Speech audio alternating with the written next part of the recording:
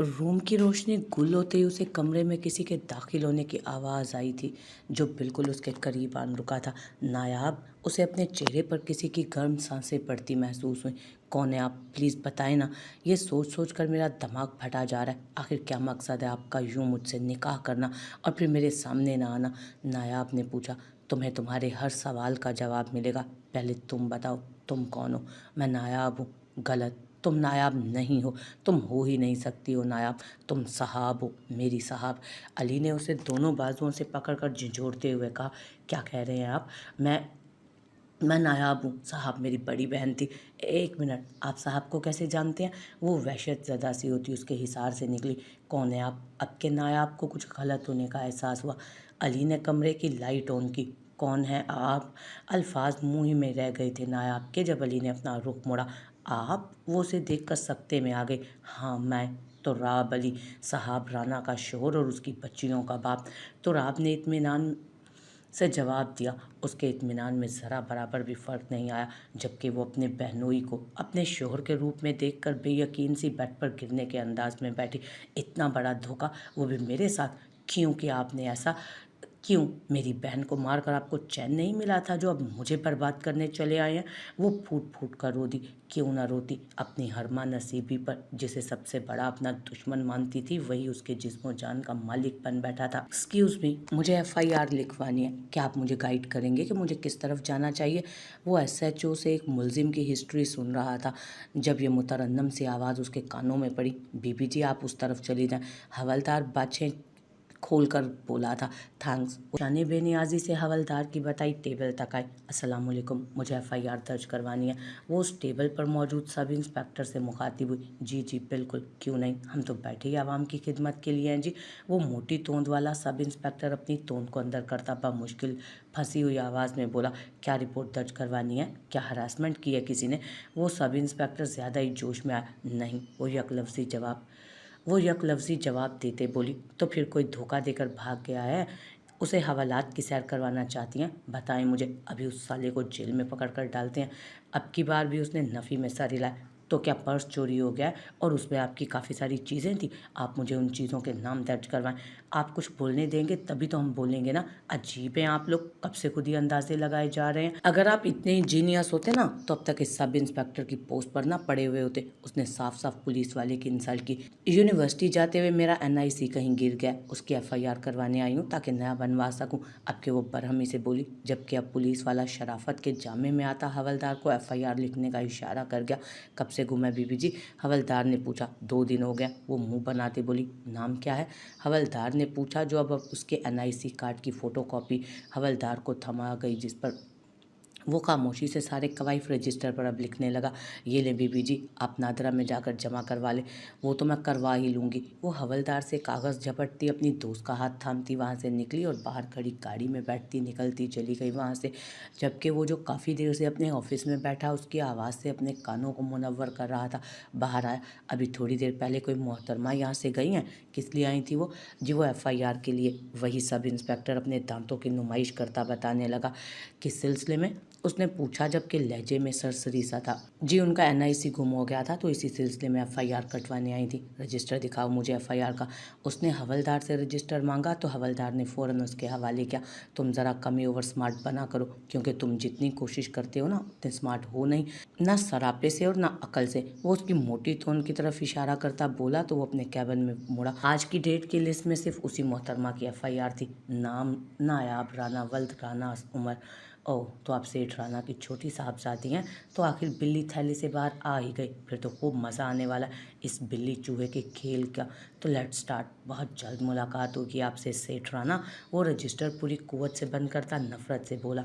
वो जैसे ही घर में दाखिल हुआ उसकी दोनों शहजादियाँ बाबा बाबा करती उसके पैरों से लिपट गई। रोज़ का यही मामूल था।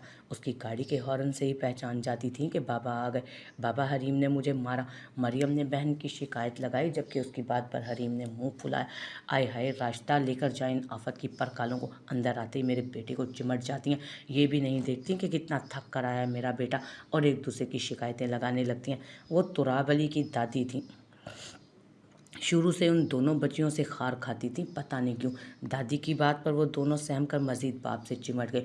अरे नहीं दादो, बल्कि इनको देखकर तो मेरी सारी थकन रफू चक्कर हो जाती है। बेटियां होती ही इतनी प्यारी हैं। ये बात तो बरखुरदार आपने बिल्कुल ठीक की। वाकई बेटियों से ही हर घर की रौनक होती है। अब के जाहिद अली तो रात के बाप वहाँ आते हुए बोले थे, शाबाश है जाहिद तुम दोनों को, हमेशा की तरह माँ और दादी को ही झूठा करना। मैं इस बात से कब इनकार करती हूँ, पर इनकी माँ का भी तो पता चले ना, कौन है, कहाँ, किस खानदान से है भी या नहीं।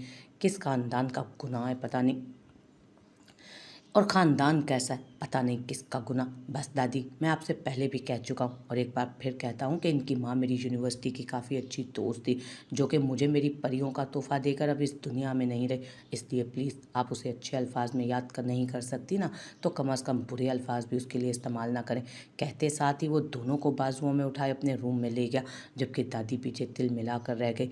देखा तूने जाहिद पुत्र, इतना सा था, हाथ के इशारे से बताया उन्होंने। जब तुम्हारी बीवी तुम्हें तनहा करके गई, तब तन्हाई के ख्याल से मैं इसकी माँ बन गई, और आज ये मेरे ही मुंह को आ रहा है। क्या कहा है मैंने इससे? सिर्फ बहू के ख़ानदान का ही तो पूछती हूँ, ताकि कल 4 लोगों ने मुझसे पूछ लिया कि शादी कहाँ की, कौन से ख़ानदान की लड़की थी, तो बताओ भला मैं क्या जवाब दूंगी। जबकि नफीसा भी मुझे बारहा शैला के लिए कह रही है कि तुराब से शादी की बात करूँ। अब बताओ भला, ये जो एक अचानक से 2 बच्चियाँ लेकर आ गया है ना, इनकी माँ का ना पता है ना आता। इसने शादी कब की बताओ? बस यही बताया ना कि ये मेरी बच्चियाँ हैं, और इनकी माँ हमें छोड़कर चली गई। अब के जहाँ आरा बेगम फूट फूट कर रो भी साथ रही थी। अम्मा आप तसल्ली रखें, अभी वो परेशान है, और फिर बिन माँ की बच्चियाँ हैं तो इस वजह से थोड़ा चिड़चिड़ा हो जाता है। वक्त के साथ सब ठीक हो जाएगा। आप ऐसे करें, नफीसा के कान में तुराब की शादी की बात और उसकी बच्चियों की बात डाल दें। अगर फिर भी वो आमादा है तो इससे बड़ी बात क्या हो सकती है कि वो शादी कर ले। बस एक बार तुराब हामी भर ले शादी के लिए, फिर बच्चियों का क्या करना है मुझे अच्छे से मालूम है। मेरी नवासी और बेगानी औलाद को पाले, आइला जाए अल्लाह जाने जायज़ भी हैं या कि नहीं। बेटे की बात पर वो इस बात में सर हिलाती दिल ही दिल में बोली, जबकि जाहिद अली माँ की सोच से बेखबर खुश हुए थे।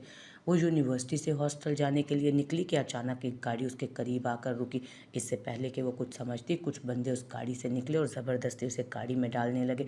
जबकि नायाब मुसलसल हाथ पाँव मार रही थी, तभी किसी ने उसकी नाक पर एक रुमाल रखा, जिससे वो मुकम्मल बेहोश हो गई। उसे जब होश आया तो उसने खुद को किसी कमरे के बेड पर लेटा पाया।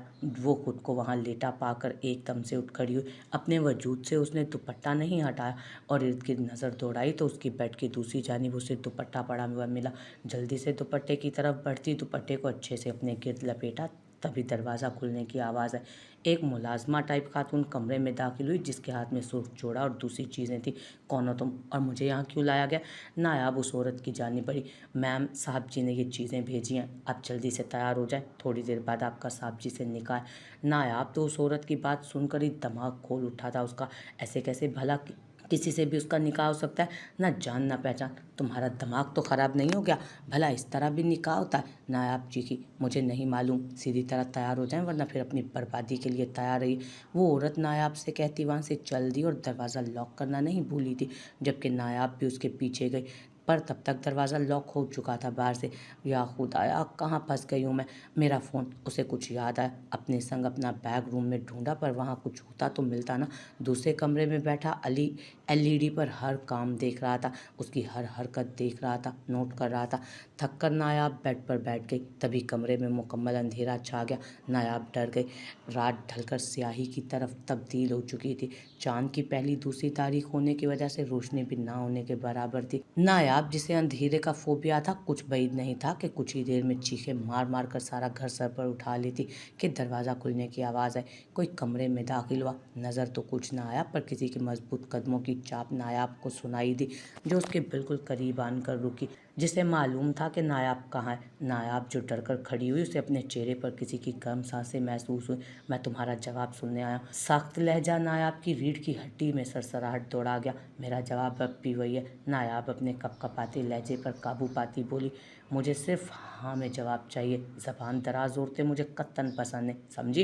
वो उसका मुंह दबोचते बोला, देखिए आप कौन है मैं आपको नहीं जानती, प्लीज़ मुझे घर जाने दें। वो ज़रा मज़ाहमत करते बोली जिसमें वो नाकाम रही। मैंने कहा कि मुझे सिर्फ हाँ या ना में जवाब दो। वो उससे ज़्यादा ज़ोर से उसे दबोचते बोला, ना। नायाब ने भी तकलीफ़ की इंतहा पर पहुँचते हुए कहा, ठीक है, निकाह तो मैं तुम्हारे लिए ही कर रहा था, वरना मेरा काम तो वैसे ही हो जाएगा। कहते साथ ही उसने नायाब को बेड पर गिराया और खुद उसके ऊपर झुकाया। उसके दोनों अतराफ हाथ रखता वो उस पर झुकने लगा था कि वो चीखी, मैं राज़ी हूँ। नायाब ने कुर्ब से आंखें मीच कर कहा, क्या? मैंने सुना नहीं। वो उसके कान पर झुककर बोला, हाँ हाँ। नायाब जोर से बोली, जबकि उसका यूं हाँ कहना मुकाबिल के होंठों पर मुस्कुराहट बखेर गया जिसे अंधेरे के सबब वो देखने से अनजान थी। गुड गर्ल, जल्दी से रेडी हो जाओ।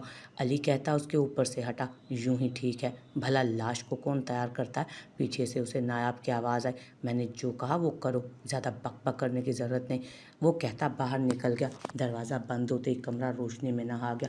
अली के जाने के बाद वो बेतहाशा रोई। बिलाखिर खुद को हालात के धारे पर छोड़ती, कपड़े उठाती, तैयार होने चल दी।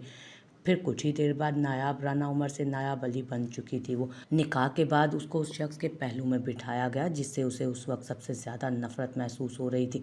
उसी नफ़रत के ज़ेर असर उसने एक नज़र गलत भी न डाली उस पर। फ़ोटो वगैरह के बाद वही मुलाजमा उसे वापस रूम में ले गई। कमरे में आते उसने फ़ौरन से पेशतर अपना आप उस लिबास से आज़ाद किया और यूनिफॉर्म से तन किया। वॉशरूम से बाहर आई तो कमरे में फिर अंधेरा था, जबकि कमरे में नाइट बल्ब की रोशनी थी जिसमें वो आकर सोफ़े पर बैठ गई, जिस पर उसे सोफ़े पर बैठा एक वजूद नज़र आया जो टांग पर टांग रखे उसी को ताड़ने में मसरूफ़ था। नायाब को वो धुंधला धुंधला नज़र आ रहा था। लिबास क्यों चेंज किया तुमने? कमरे में उसकी सर्द आवाज़ गूंजी। आप ही ने कहा था कि मैं आपकी बात मान लूँ।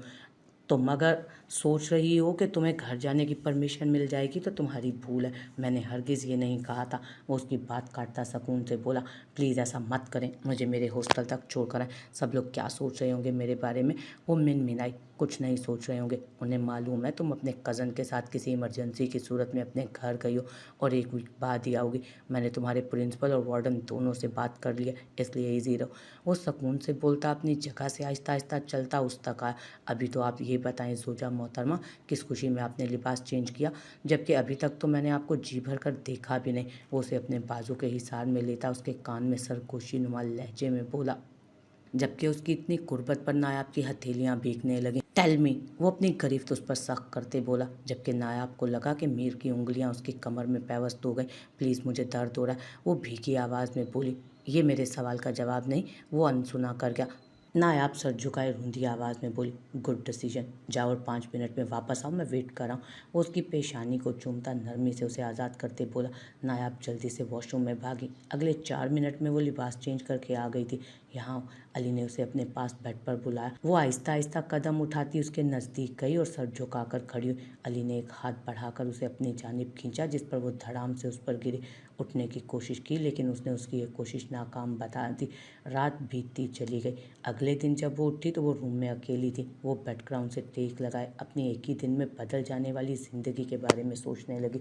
कौन था वो शख्स? क्या हम पहले मिल चुके हैं? क्यों किया उसने ऐसा? बहुत सवाल थे उसके जहन में लेकिन जवाबों से अनजान। कितनी हैरानकुन बात थी ना। एक शख्स नायाब पर अपनी छाप छोड़कर जा चुका था लेकिन उसने उसे देखा तक ना था। दिन यूं ही गुजरने लगे। वो उस दिन के बाद वापस नहीं आया दोबारा। घर में सिर्फ वो और मुलाजमा ही थे जो वहीं अपने बाल बच्चों के साथ सर्वेंट क्वार्टर में रहती। उसने कुरेद कुरेद कर मुलाजमा से कई बार उसके बारे में जानने की कोशिश की लेकिन वो ज़्यादा कुछ नहीं जानती थी। अली नामी शख्स के जिसके निकाह में वो उस वक्त थी, वो उसे एक सोने के पिंजरे में कैद कर गया और वापस पलट कर ना हफ्ता होने को आया था। वो पूरा घर घूम फिर कर बोर हो चुकी थी। उसे घर का कोना कोना हिफ्स हो चुका था। उस पर यासियत छाने लगी थी। वो घंटों एक ही जगह पर बैठी अपनी आइंदा ज़िंदगी के बारे में सोचती रहती। अभी वो घर के पिछले लॉन में थी तभी मुलाजमा उसका कॉलेज बैग उठाए उसके पास आए। मेम मेम साहब ने कहा, अब आप जा सकती हैं, ये आपका बैग और ड्राइवर बाहर गाड़ी में आपका इंतज़ार कर रहा है। जबकि वो मुलाजमा की बात पर हैरत ज़दा रह गई, जिसे समझ ही ना आ रहा हो जैसे उसे कि उसे हंसना चाहिए या रोना? मुलाजमा से कुछ पूछना बेकार लगा, इसलिए चुपचाप अपना बैग थामती मुलाजमा की मैयत में चलती बाहर पोर्च तक गई। अंदर कहीं वो उसकी एक एक जुम्बिश को बगौर देख रहा था। वो खामोशी से गाड़ी का पिछला दरवाज़ा खोलती बैठ गई। उसके बैठते ही गाड़ी स्टार्ट हुई और बंगले के गेट से निकलती चली गई। गाड़ी की आवाज़ पर वो अपने कमरे की खिड़की से उसे देखने लगा, जो सर झुकाए अपने हाथों में पता नहीं क्या खोज रही थी। देखते ही देखते वो उसकी नज़रों से ओझल हो गई। मेम साहब, आपका गाड़ी में साहब वेट कर रहे हैं। गार्ड्स की बात पर उसने बेताबी से उसकी जानिब देखा तो ब्लैक कलर की गाड़ी नज़र आ दिखी थी, लेकिन शीशे बंद होने की वजह से उसे कोई नज़र ना आया। तो मैं क्या करूं? नायाब तंग कर बोली। तभी गार्ड का मोबाइल फ़ोन बजा। गार्ड ने फ़ोन कान से लगाया। जब उसे कुछ कहा गया, जिसे सुनते ही उसने फ़ोन नायाब की जानिब बढ़ाया, जिसे उसने गार्ड की जानिब देखते हुए थामा। गार्ड ने उसके देखने पर अपने कंधे उचकाए। नायाब ने कपकपाते हाथों से फ़ोन पकड़ा और कान से लगाया। सीधी तरह शराफत से गाड़ी में पहुंचो। स्पीकर की फ़ोन के स्पीकर से आवाज़ आई, लेकिन मैं नहीं आ सकती। मैं पहले ही काफ़ी छुट्टियां कर चुकी हूँ, जिसकी वजह से मुझे पढ़ाई में काफ़ी लॉस हो चुका है। वो मिनमिनाई। जो कहा है वो करो, वरना फ़ौरन अगर मैं आ गया ना वहाँ, तो तुम्हें सबसे ज़्यादा मसला इसी बात से होगा। अली ने वार्निंग देते लहजे में कहा, लेकिन no argument, last warning. Okay. वो मायूस कुन लहजे में कहती मोबाइल गार्ड को पकड़ा कर चल दी।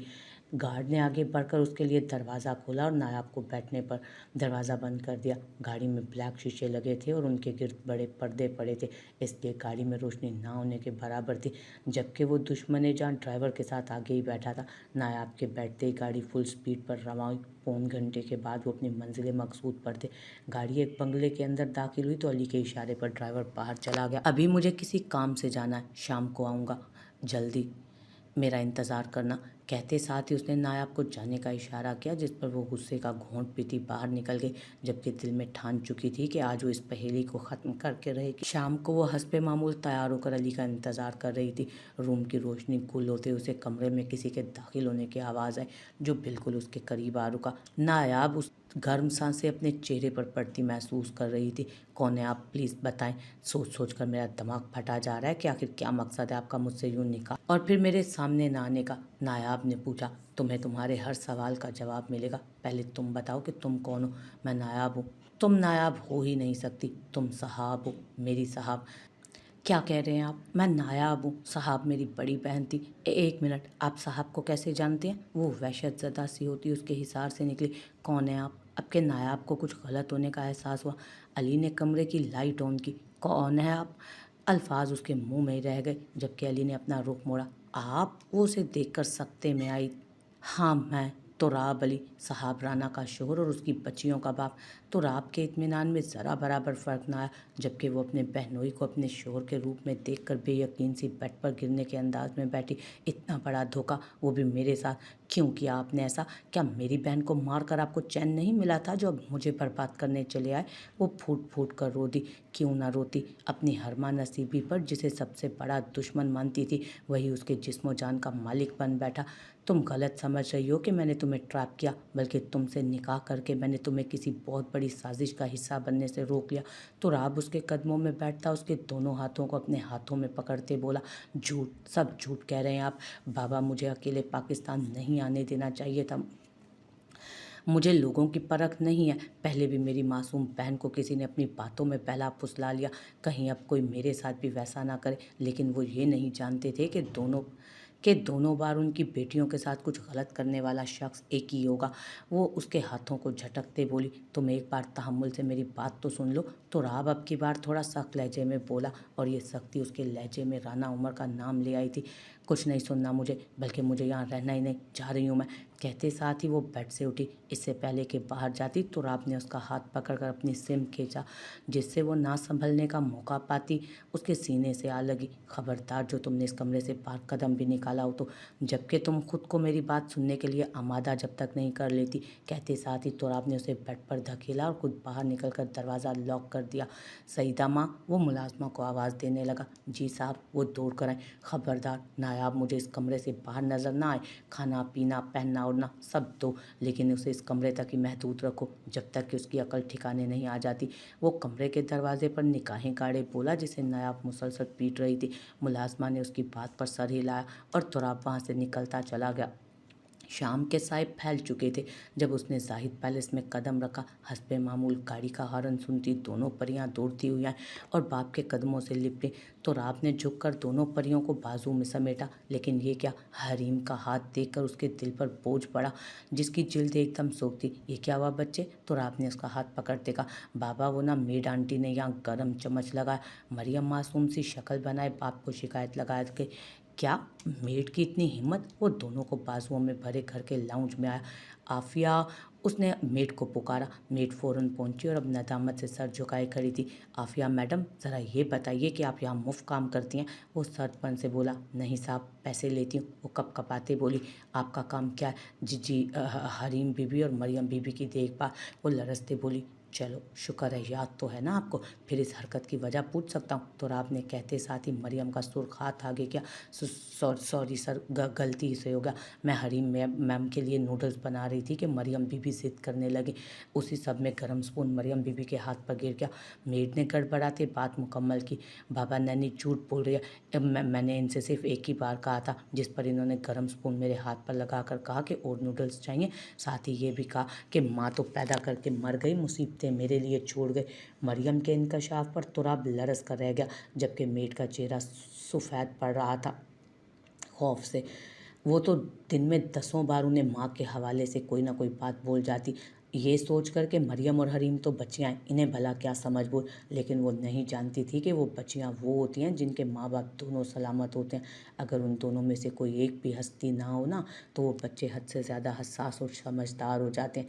देख रहे हो तो आप कैसे ज़बान चला रही है, अभी 4 साल की हैं तो कैसे फर्राटे से झूठ बोल रही हैं। आफिया बेचारी सारा दिन इन दोनों के पीछे हलकान होती रहती है। अगर आज गलती से इस बच्ची का हाथ जल भी गया तो क्या हो गया, कल को अगर इनकी माँ की गलती की वजह से ऐसा हो जाता तो वो भी सबके सामने यूं ही जलील होती। नफीसा बेगम भी लाउंज में आए। मेड की साइड लेते वो बोली, नहीं बाबा, मैं झूठ नहीं बोल रही, आप हरीम से पूछ लें। बल्कि ग्रैनी भी झूठ बोल रही हैं। मेड आंटी हमारे कोई काम नहीं करती, बल्कि वो ज़्यादातर ग्रैनी का काम करती हैं। कभी उनके पाँव दबाती है और कभी सर की मालिश। जब हम मेड आंटी से कोई काम कहती हैं तो ग्रैनी हमें डांट कर भगा देती हैं। मरियम की बात पर ग्रैनी, जो मेड को बचाने आई थी, अपना आप खतरे में पड़ता देख गड़बड़ाए। देखो कैसे मुंह भर भर के झूठ बोल रही हैं। थोड़ी देर बाद कहेंगी कि ग्रैंड पापा भी ये कहते हैं और वो कहते हैं। ग्रैनी ने अपनी बात पर पर्दा डालना चाहा, पर आगे भी उन्हीं की पड़पोती थी। नहीं बाबा, ग्रैंड पापा बहुत अच्छे हैं, वो हमसे बहुत प्यार करते हैं, हमें चॉकलेट्स भी ला कर देते हैं और हमें घुमाने भी ले जाते हैं। सही कहते हैं, बच्चे मन के सच्चे होते हैं, उनका दिल आईने की तरह साफ़ होता है। जो रवैया उनके साथ रखो वो उनके दिल पर नक्श होता है। मरियम की बात पर अब के वो सचमुच बौखला गई। आफिया, आपको कल से काम पर आने की ज़रूरत नहीं।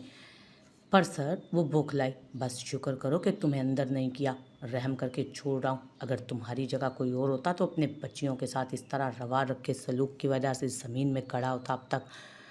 कहते हुए वो नफीसा बेगम पर एक अफसोस भरी नज़र डालकर बच्चियों को लिए सीढ़ियों की जानिब बढ़ा कि दादी की आवाज़ पर रुका। तभी कहती हूँ कि शादी कर लो, माँ आएगी तो खुद ही संभाल लेगी। वो यकीनन माँ आपकी नवासी शहला ही होगी। वो तंजिया बोला। हाँ तो उसमें क्या खराबी है? नफीसा बेगम ढिठाई से बोली। वो क्या है ना, मुझे अपनी बच्चियों के लिए माँ चाहिए, ना कि चलता फिरता ब्यूटी पार्लर।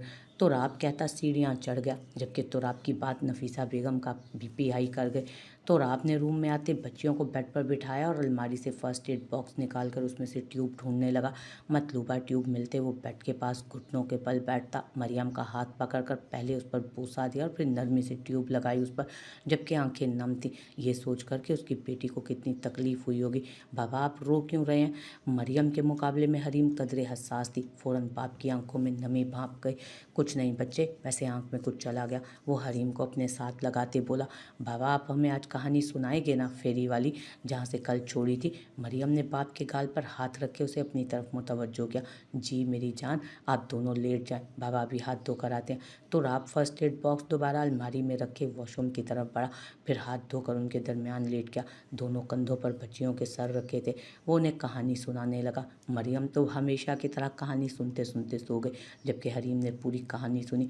बाबा क्या सच में जिन की मदद नहीं होती, उनकी परी मदद करती है? जैसे सिंड्रेला की थी उनकी विशेष पूरी कर दिया। मरियम ने बाप का रुख अपनी तरफ करते कहा, बिल्कुल होती है बाबा की जान। आपने परी से कौन सी विश करनी है? तो आपने उसके गाल पर बोसा देते हुए कहा, मैं विश करूंगी कि या तो परी हमारी मम्मा को वापस हमारे पास ले आए या मुझे मम्मा के पास ले जाए। मुझे मम्मा के बगैर बिल्कुल अच्छा नहीं लगता बाबा। हरीम की बात पर वो लरज़ गया। ऐसा नहीं कहते हरीम, क्या आपके बाबा आपसे प्यार नहीं करते हैं? आपके नहीं बाबा, आप तो प्यार करते हो, आप तो दुनिया के बेस्ट पापा हो। फिर आइंदा ऐसी बात मत करना। आप दोनों ही मेरी जान हो, मेरी कुल कायनात। आपकी मम्मा के बगैर तो मैं भी जी रहा हूँ ना, लेकिन आप दोनों को कुछ हो गया तो आपका बाबा भी मर जाएगा। वो हरीम को और मरियम को खुद में भीड़ता जज्बाती हुआ, जबकि मरियम नींद में उसके प्यार के मुजाहरे पर कसमस आए।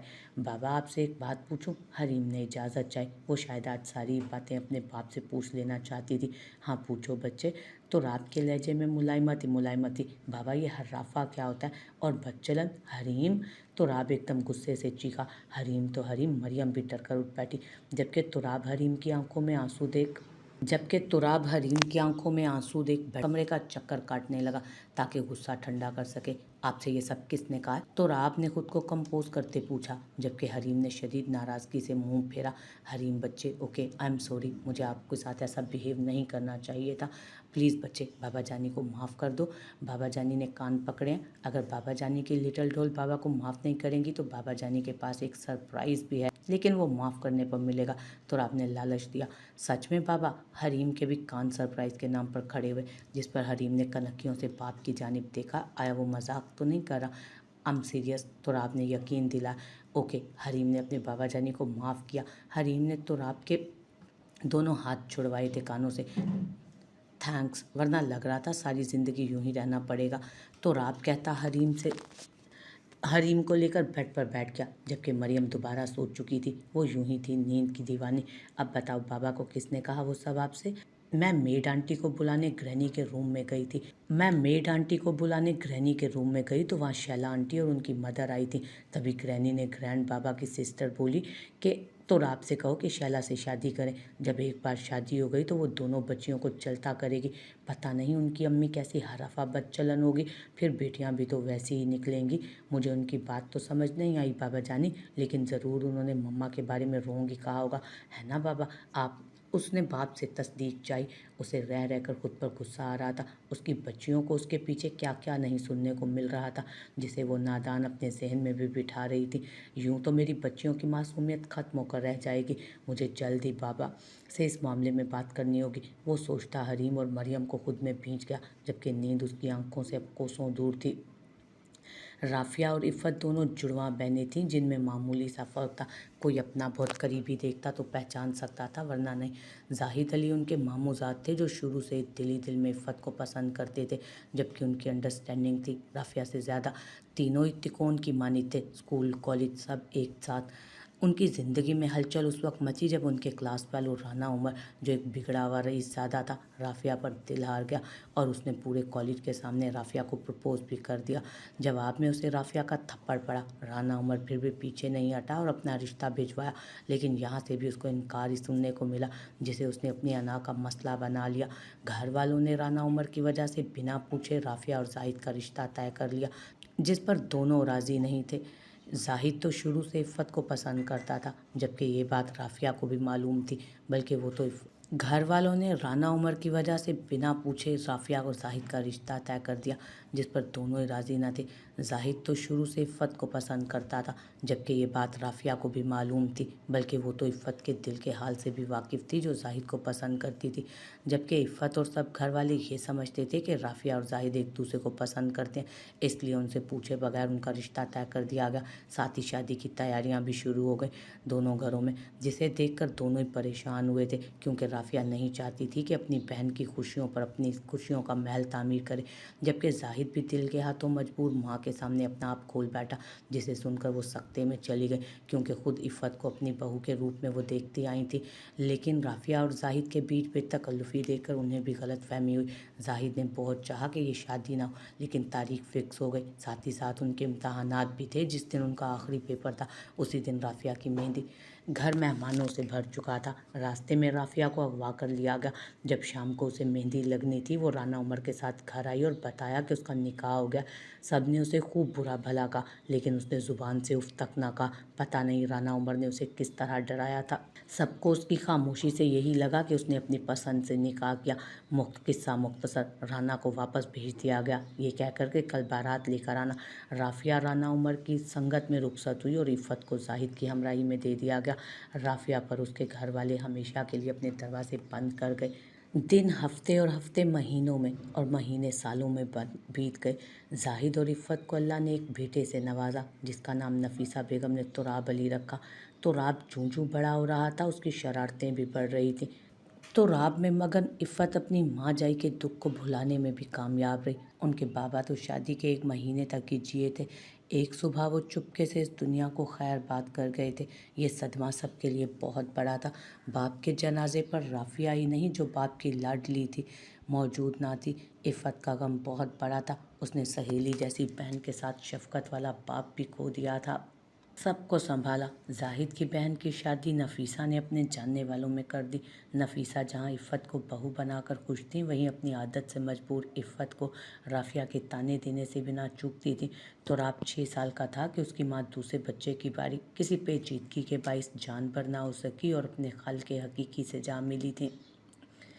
जाहिद बिल्कुल टूट गया था। अब तुराब अकेला रह गया। फिर जाहिद ने अपना आप तुराब के लिए गुम कर दिया। नफीसा के बार बार कहने के बावजूद भी दूसरी शादी नहीं की।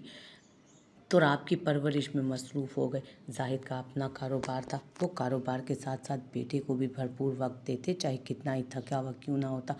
उन्हीं दिनों कारोबारी काम से जाहिद अली को दूसरे शहर जाना पड़ा, जहां वो अपने साथ तुराब को भी ले गया, क्योंकि नफीसा बेगम अपनी बेटी के यहाँ गई थी, जिसके यहाँ बेटी की विलादत हुई थी। वहीं उनकी मुलाकात एक बार राफिया से हुई, जो अपनी दोनों बच्चियों के साथ पार्क में आई थी।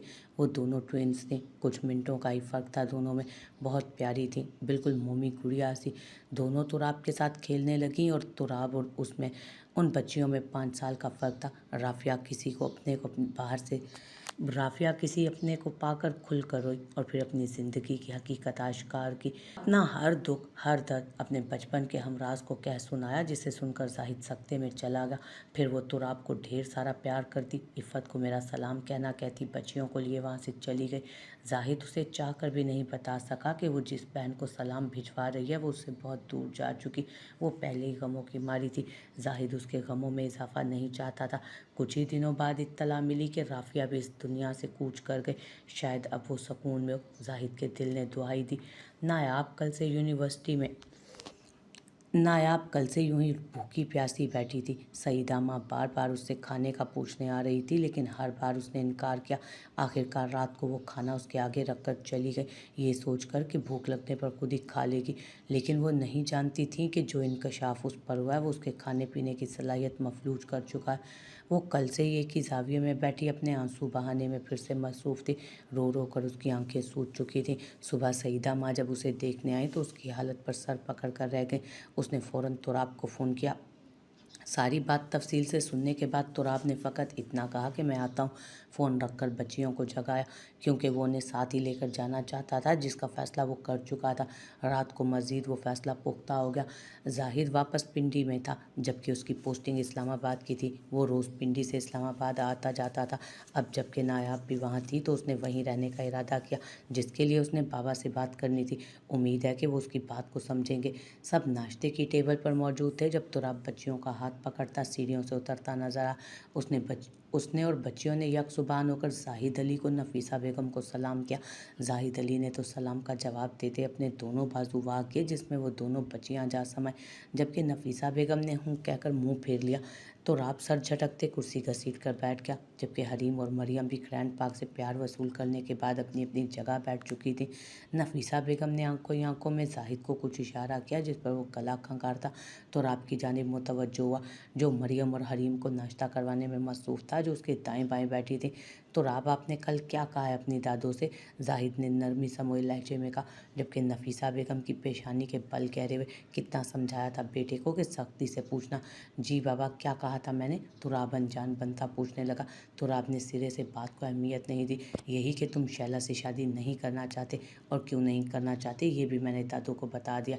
तुराब संजीदा सा बोला, बेटा शादी से पहले सब लड़कियां ऐसी होती हैं, फिर जिम्मेदारियां पड़ते ही खुद को हालात के मुताबिक ढाल लेती हैं। और फिर शैला तो अपने घर की बच्ची है, उसने सब देखा भला है। जाहिद ने उसे समझाना चाहा। मेरा फिर भी वही जवाब है, सॉरी आप दादो, आपको मेरी या मेरी बच्चियों की फ़िक्र करने की ज़रूरत नहीं है। जब मुझे महसूस हुआ मैं शादी कर लूँगा। और जहाँ तक मसला मेरी बच्चियों की देखभाल का है तो मैंने अपने साथ ले जा रहा हूँ। तो राब संजीदगी से भरपूर लहजे में बोला, पर तो राब प्लीज़ बाबा, आप तो समझे ना मुझे। तो राब ने कहकर उन्हें कुछ कहने का मौका ही नहीं दिया। वो बस मुब्बम सा मुस्कुराए। तो राब बाप से मिलता बच्चियों को लिए गाड़ी में जा बैठा, जहाँ मुलाजिम टिक्की में हरीम और मरियम का सामान रख रहे थे। गाड़ी एक खूबसूरत बंगले के सामने रुकी थी। बाबा ये किसका घर है? हरीम ने इश्तियाक से पूछा। ये आपके बाबा जानी का घर है, और अब से आपका भी। तो राब कहते गाड़ी से बाहर निकला और गाड़ी का पिछला दरवाज़ा खोलकर सोई हुई मरियम को अपने कंधे पर डाला, जो रिवायत को बरकरार रखते गाड़ी में ही सो चुकी थी। जबकि दूसरा हाथ हरीम की तरफ बढ़ाया, जो उसकी शहादत की उंगली थामती गाड़ी से फ़ौरन निकली। तीनों अंदर की जानिब बढ़े। वाह बाबा जानी, हमारा घर तो बहुत बड़ा है। हरीम यहाँ वहाँ इश्तियाक से देखते बोली, बाबा जानी क्या यही आपका वो सरप्राइज़ था जिसका आपने रात को कहा था? हरीम ने बाप की तरफ देखते कहा, जबकि तुराब उसको कुछ कहता कि सईदा माँ उसकी तरफ दौड़ती हुई, साहब जी वो नायाब बीबी को पता नहीं क्या हो गया, आंखें नहीं खोल रहे। वो घबराते बोली। जबकि उसकी बात सुनता तुराब सोई हुई मरियम को एहतियात से उनकी गोद में देता ऊपर की तरफ बढ़ा। हरीम भी उसके साथ थी। कमरे में दाखिल होते उसे वो ऊंधे मुँह पड़ी बेड पर नजर आए। तुराब तड़प कर उसकी जानिब बढ़ा, उसको सीधा किया, लेकिन उसकी बंद आंखें नूज बंद थी। तुराब ने उसके गाल थपथपाए, लेकिन कोई सुनवाई ना हो। तुराब उसको सीधा लिटाता फ़ोन से जेब निकाल कर डॉक्टर को फ़ोन करने लगा, जबकि हरीम ये सब हैरानी से देख रही थी। थोड़ी देर बाद ही सईदा माँ के साथ एक लेडी डॉक्टर अंदर दाखिल हुई और नायाब का चेकअप करने लगी। चेकअप के बाद उसने पर्ची पर चंद लाइनें घसीटीं और तुराब को ढेर सारी हिदायत के बाद ये जा पूछा। डॉक्टर के जाने के कुछ टाइम बाद ही नायाब होश में आ गई। जब वो होश में आई तो उसने खुद को ब्लैंकेट में पाया, जबकि सिरहाने एक छोटी सी बच्ची थी जो उसे होश में आता देख खुशी से उछल पड़ी। आपको होश आ गया आनी? जबकि नायाब को खुद उसको आनी कहना अच्छा लगा, न जाने क्यों। आपको मालूम है जब आप बीमार हुई थी बाबा जानी कितना परेशान हुए थे? हरीम के लहजे में भी परेशानी थी, जिसे बात का परेशान होना और भी परेशान कर गया था। जबकि उसके मुकम्मल बात करने पर नायाब को अब ख्याल आया कि वो सिर्फ उस शख्स की ही नहीं, उसकी बहन की बेटी भी है। आपका नाम क्या है लिटिल डॉल? नायाब ने बेडक्राम से टेक लगाते उससे पूछा। जबकि नायाब के लिटिल डॉल कहने पर वो झींप गई। हरीम हरीम तुराब अली। वो झींकते हुए अपना नाम बता गई। बहुत खूबसूरत नाम है, बिल्कुल आपकी तरह। वो उसके फूले गाल को खींचते हुए बोली, अनी आपका क्या नाम है? अब के हरीम ने भी पूछा। मेरा नाम नायाब तुराब अली। इससे पहले कि नायाब जुमला मुकम्मल करती रूम में दाखिल होते, तुराब ने जुमला मुकम्मल किया, जो नायाब की दवाएं लेने गया था। उसकी बात पर जहाँ हरीम उलझन का शिकार हुई, वहीं नायाब के चेहरे पर भी नागवारी उतरी। बाबा क्या अनी के बाबा जानी का नाम भी आपके नाम जैसा है? हरीम ने अपनी अक्ल के मुताबिक सवाल किया। नहीं डोल, बल्कि आपके बाबा का नाम इनके नाम के साथ लगा, क्योंकि ये मेरी बीवी हैं, मेरी इनसे शादी हुई है, इसलिए ज़बरदस्ती की है। ये भी बताओ। वो हरीम को समझ ना आने के लिए इंग्लिश में बोली, जबकि वो अनसुना कर गया, क्योंकि हरीम अब उसकी जानिब मुतवज्जो। बाबा जानी इसका मतलब ये है कि हमारी मम्मा जानी हुई ना? हरीम खुशी से चहकते बोली, जिसके जवाब में तुराब ने सर हिला। तो क्या मैं मम्मा को मम्मा जानी कहकर बुला सकती हूँ? हरीम नायाब का हाथ थामते बोली, जबकि वो नहीं कहती बेरुखी से अपना हाथ झटक गए। नायाब के हाथ झटकने पर हरीम की आंखें मोटे मोटे आंसुओं से भर गईं, जिस पर वो खामोशी से कमरे से निकलती चली गई। हाउ डेयर यू, तुम्हारी हिम्मत कैसे हुई मेरी परी से इस तरह बात करने की? तुम्हें नहीं मालूम कि वो बहुत हसास है? अब वो बहुत रोएगी। इसमें मेरी तो गलती नहीं है ना? नायाब को खुद समझ नहीं आ रहा था कि वो क्या करे, क्योंकि हरीम की आंखों में आंसू देख वो खुद भी इज़्तिराब में थी, लेकिन तुराब के आगे वो कुछ कहना नहीं चाहती थी। जिससे वो किसी गलतफ़हमी का शिकार हो। वो सिर्फ़ मेरी बेटियाँ ही नहीं, उसे इस दुनिया में लाने वाली तुम्हारी अज़ीज़ तरीन बहन है। वैसे तो बड़ी मोहब्बत का दम भरती हो बहन से। अफ़सोस उसकी आखिरी निशानियों को रुला दिया। तुराब अफ़सोस से कहता, सर हिलाता कमरे से निकल गया, जबकि उसका रुख हरीम और मरियम के रूम की तरफ था। उसके अंदाज़े के मुताबिक वो रो रही थी। तुराब ने उसे बड़ी मुश्किल से मनाया। फिर रात गए तक वो रूम में दाखिल हुआ, जहाँ वो दवाइयों के ज़ेरे असर सो रही थी। आज नायाब ने खाना खा लिया था। ये बात शाम के खाने पर ही सईदा माँ उसे बता चुकी थी। वो सारा दिन जानबूझकर उसके सामने नहीं गया। उसे करवट के बल सोता देख वो भी बेड पर उसके करीब सो गया और फिर आगे बढ़कर एहतियात से उसका सर अपने सीने पर रखा। गर्दन के पीछे से उसके बाल हटाकर वहाँ मौजूद एक निशान को वो शहादत की उंगलियों से सहलाने लगा, जबकि खुद में वो उलझ कर रह गया। वो एक बर्थ मार्क था, सेम ऐसा ही साहब की गर्दन पर था, लेकिन ये कैसे मुमकिन था? उसकी साहब तो मर चुकी थी, उसे खुद अपने हाथों से दफनाया था। फिर ये कैसी पहेली थी जिसमें वो उलझ कर रह गया था? साहब से उसकी पहली मुलाकात एक पार्टी में हुई थी। उसने नई नई पुलिस की सर्विस को ज्वाइन किया था। उसकी पोस्टिंग उस वक्त इस्लामाबाद में हुई थी, जहां सर्विस की तरफ से उसे घर और गाड़ी सब अलॉट हुआ, लेकिन उसने अपने साथी घर में रहने को तरजीह दी। एक मिनिस्टर के घर पार्टी थी, जहां वो भी इनवाइटेड था। वहीं उसने पहली बार साहब को देखा, जहां उनकी रस्मी सी हेलो हाई हुई थी। फिर यूं ही एक दिन ड्यूटी ऑफ होने पर वो अपने घर की जानिब जा रहा था कि एक लड़की उसकी गाड़ी से टकरा कर बेहोश हुई। तो राब उसे गाड़ी में लेकर हॉस्पिटल पहुंचा, जहां उसे थोड़ी देर बाद होश आया।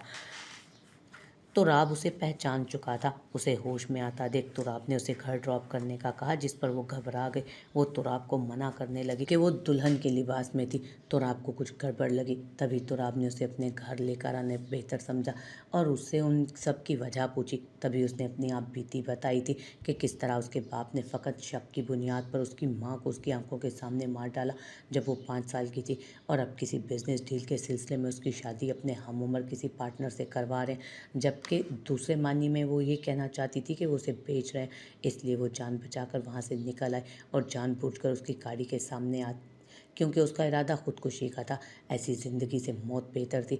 सारी कहानी में तो आपको जिस बात पर चौंकने ने मजबूर किया वो नाम राना उमर का था, जिसका केस उसे मिला था। अगर वो साहब को पनाह देता तो उसके काम आ सकती थी विटनेस की सूरत में, लेकिन वो उसे यूं भी अपने साथ कैसे रख सकता था? उसका एक ही हल नज़र आया, जो उसने साहब से कहा। साहब पहले झिझकी, लेकिन सूरत हाल देखते हुए वो मान गई और यूं उसी शाम खामोशी से उनका निकाह हो गया। यूं ही दिन गुजरते गए। आहिस्ता आहिस्ता उनकी आपस की झिझक कम होती गई। एक दिन यूं ही साहब के कहने पर उसने लैपटॉप पर उसे अपनी सारी फैमिली की तस्वीरें दिखाई। हर एक तस्वीर में साहब अटक गए। बकौल ये उसकी खाला की तस्वीर है। ये तस्वीर उसने अपनी माँ के सामान में भी बारहा देखी थी। उसकी अम्मी ने भी बताया था उसे। ये सब जानकर तुराब भी दंग रह गया और फिर उसे अपनी पार्क में हुई मुलाकात याद आई। उसने उस दिन भी राफिया को देखा था, जो थोड़े से फ़र्क से अपनी माँ से लगी थी, और यूं उस पर इंकशाफ हुआ कि सहाबी वही परी है जिसे उसने एक बार पार्क में देखा, और तभी वो उसके दिल में थी। लेकिन खुदा ऐसे किसी की चाहत को उससे बनाकर उससे मिला देगा, उसके वहमो गुमान में बिना था। उसके बाबा जाहिद ने भी उससे उसकी खाला के हालात नहीं छुपाए, सब बता दिया। और वाकई ये खून की कशिश थी जो उन दोनों को करीब ले आए। उसके बाद उन दोनों में से कोई दूरी नहीं रही, पर न जाने क्यों अपनी शादी की बात वो घर वालों से छुपा गया, और तो और अपने दोस्त जैसे बाप को भी लाइल्म रखा। नायाब के कसमस आने पर वो माजी से पलटा। उसने नायाब की तरफ देखा, जिसने उसकी शर्ट को मुट्ठी में जकड़ रखा था।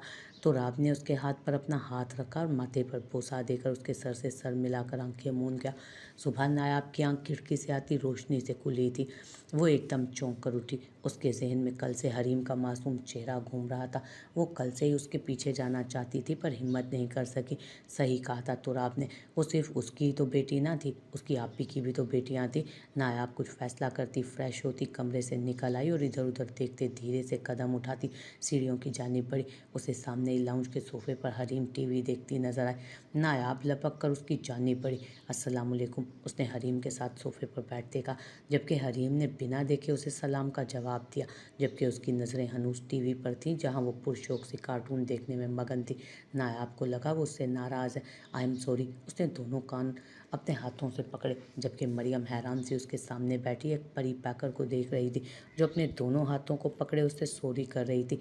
आप कौन है और मुझसे सॉरी क्यों कर रही हैं? मरियम हैरानगी से बोली। मुझे मालूम है तुम मुझसे नाराज़ हो हरीम, मुझे माफ़ कर दो, मैंने आपको काफ़ी हर्ट किया। नायाब नदामत से बोली, मैं हरीम नहीं मरियम हूँ। मरियम ने अपना नाम बताया। अभी नायाब कुछ कहती कि अपने पीछे से उसे किसी की आवाज़ आई, आनी। नायाब ने आवाज़ पर पलट कर देखा तो पीछे हरीम खड़ी थी। नायाब हैरान सी कभी हरीम को देखती तो कभी मरियम को। आप ट्विन्स हो? नायाब ने हैरत को छुपाते कहा। जी, मरियम ने इस बात में सर हिलाया। तब तक हरीम भी उन तक पहुँच चुकी थी और नायाब को इग्नोर करती सोफे पर बैठ के नायाब ने ठंडी सांस लेकर उसके फूले गालों को देखा। नायाब अपनी जगह से उठती हरीम के सामने घुटनों के बल बैठी, दोनों कान पकड़ गई। अपने नहीं, हरीम के। क्या ये लिटिल डॉल अपनी मम्मा जानी को माफ़ नहीं करेंगी? नायाब के कहने पर जहाँ हरीम ने हैरान होते नायाब को देखा, वहीं मरियम चीख मारते सोफे से उछली और नायाब के पीछे उसकी गर्दन में अपने बाजू हायल किए। जबकि नायाब को हरीम के जवाब का इंतज़ार था, जो ज़्यादा देर उससे नाराज़ नहीं रह सकी और उसके गले लग गई। नायाब ने उसे खुद में भींच लिया। क्या आप सच में हमारी मम्मा जानी हो? मरियम को अभी तक जैसे यकीन ना। यस माय लिटिल परी, मरियम के फूले गाल को चूमते वो बोली, जबकि उसकी बात पर वो खुशी का इजहार करती याहू का नारा लगाते मजीद उससे लिपटी। तो रात जब घर लौटा तो हैरान रह गया कि आज उसकी परियां गाड़ी की आवाज़ सुनती उस तक क्यों नहीं है। वो हैरान होता आगे बढ़ा, लेकिन वो उसे कहीं नज़र ना आई। इसी हैरानगी में वो घर गिरा अपने रूम में आया, जहाँ उसे हैरत का झटका लगा ये देख कर के नायाब उन दोनों के साथ बेड पर बैठी उन्हें कलरिंग करवा रही थी। दरवाज़ा खुलने की आवाज़ पर तीनों ने एक साथ दरवाजे की जानिब देखा, लेकिन उसे वहाँ पाकर नायाब ने फ़ौरन अपना रुख फेरा, जबकि वो दोनों चीखती भागकर बाप के कदमों से आ लिपटी थी। हस्बे मामूल तुराब ने झुककर अपनी दोनों परियों को प्यार किया और फिर दोनों को अपनी गोद में लेकर सोफे पर जा बैठा, उन्हें बिठाकर अपने पाँव को बूट से आज़ाद किया। पापा, आपको मालूम है आज हमें इतना मज़ा आया, हमने मम्मा जानी के साथ इतना फ़न किया। मरियम उसे बता रही थी और साथ ही साथ हरीम भी खुशी से सर हिला रही थी। तो राब ने एक नज़र नायाब को देखा, वो भी उन्हीं को देख रही थी।